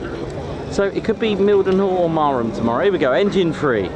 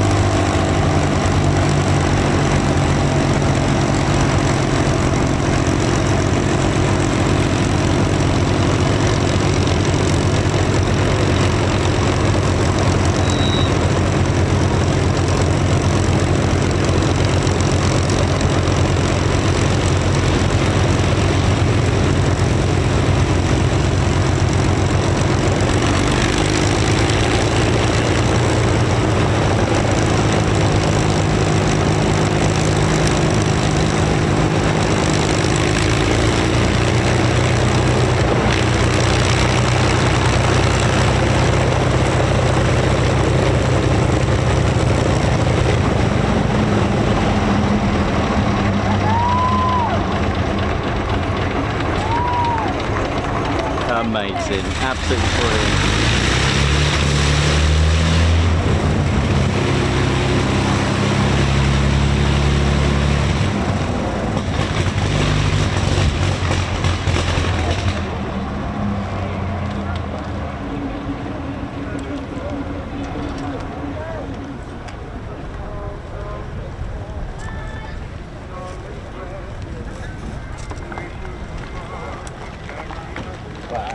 Beautiful.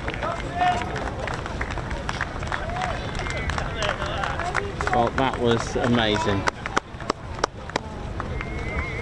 Well, there we go, ladies, gents, teddy bears.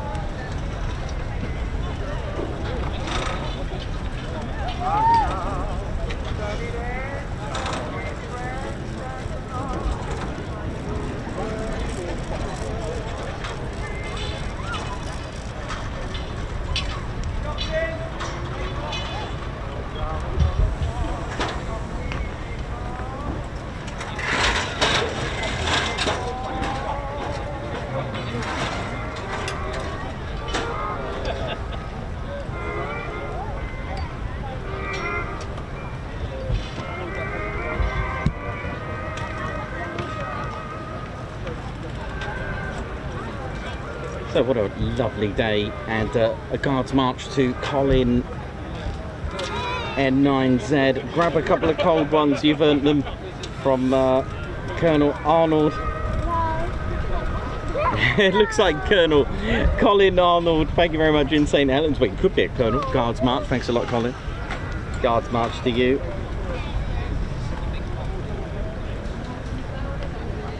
Wherever I roam, thank you very much. A high five to you. Thank you for joining the Ted Coningsby Squadron. A guards march to you.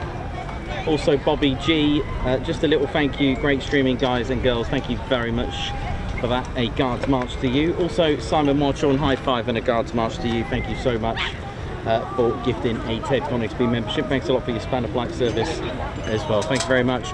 Also, a let's salute and a high five, paw pump and a fly past to the one and only David Patters and the dispersal hut, their link there, who flew Ted in the T6 today in a display as well, and we clocked up 20 minutes, Ted. Nice. So it's a 20-minute block which was certified today. Ted's first flights. We'll have to adjust your flight plan there, Ted, your flight Ted's flight log. We'll have to adjust that. But that is all of it. And also a guards march to all of the volunteers and crew who have made this possible. So a big shout out to Andrew Panton and all the volunteers and crew, engineers, everyone, even the crash teams, fire teams and rescue teams and the blue light teams over there.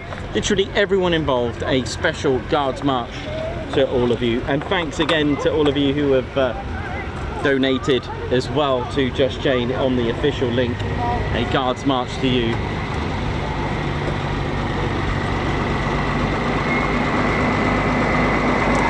Well, what a day.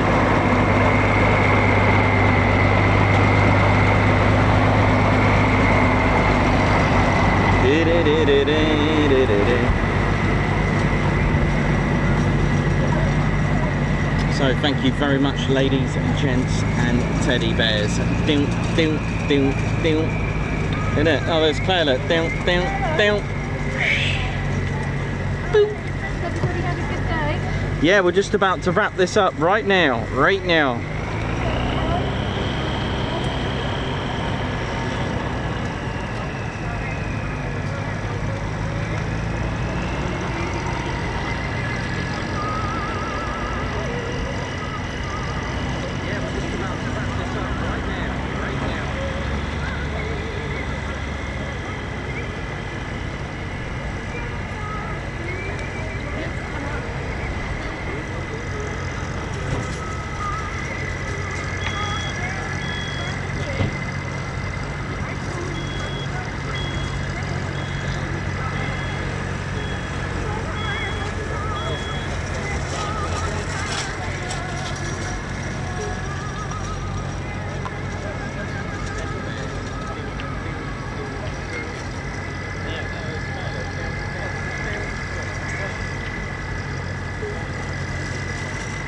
Right, that's us done then, ladies, gents and teddy bears. I think the heat is, yeah, I mean, we could do it from the ground if you want. Oh, what, bring it down? Yeah, I can, Oh, okay. I can just do it from here. There you are. It's a bit bright this side. Shall I go the other We go the other side then. There we go. Right, we're going to wrap this up, ladies, gents and teddy bears. Yeah, we're going to wrap this up. We'll do it about... on top of the van, I'm just here, but I just wanted to say thank you and thanks for tuning in today. And do not forget to get your t-shirts, especially this one, which I'm wearing today. That on the back. Had a great day. It's been lovely weather. It's been great. So thank you for buying the t-shirt. Thank you very much, ladies, gents and teddy bears. Where are we? We're here, aren't we? We're here. Thank you very much. And we'll see you on the next one. It's been incredible. Oh, we're all here. Look at us all here. How we doing? We're all good. Thank you very much, ladies, gents, teddy bears. Big shout out to everyone here at the Lincolnshire Aviation Heritage Centre, all the crew, everyone involved. We're still working hard, just making sure everything's all safe and secure. So, ladies, gents, teddy bears, my name's Nikos, this is Claire Bear, this is Kai Nikos now. Hey! So, for the last time for today, it's been wonderful. See you soon, wish you well. Take care, hit the button, Ted, hit the button. Stay here for a bit longer to show the t-shirt.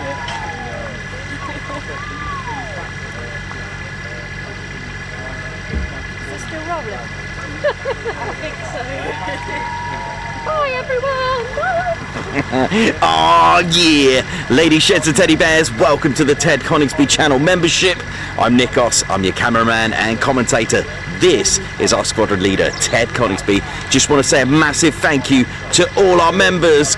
Guns up and oh yeah! Take it away, Ted.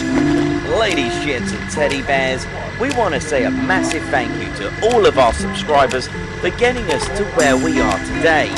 We have gone all over the country, from as far as Lossiemouth to Bryce Norton, and military areas such as air weapons ranges, low flying areas, heritage centres and special flights for TED 2. We cannot do this without your support, and your support will be rewarded. You can now join the Ted Coningsby Squadron and help fund the channel to get us around the country and provide us with the funds for equipment to bring you better content too. We have 3 levels of membership to suit everyone. With your membership, you'll get access to members-only videos, photos, posts, unlock special Ted Coningsby YouTube emojis and loyalty badges, as well as being able to access our exclusive members-only Discord server. All membership levels reward you with discounts to our online store. Our top level fighter squadron was inspired by many of our fans who supported the channel massively. This is more of a personal experience with me and Ted, giving you exclusive live streams and content from behind the scenes photos, special info and updates, as well as a free Ted Coningsby Fighter Squadron patch for joining. Whichever membership level suits you, we want to say a massive thank you for choosing to join the Ted Coningsby Squadron. Ah, yeah.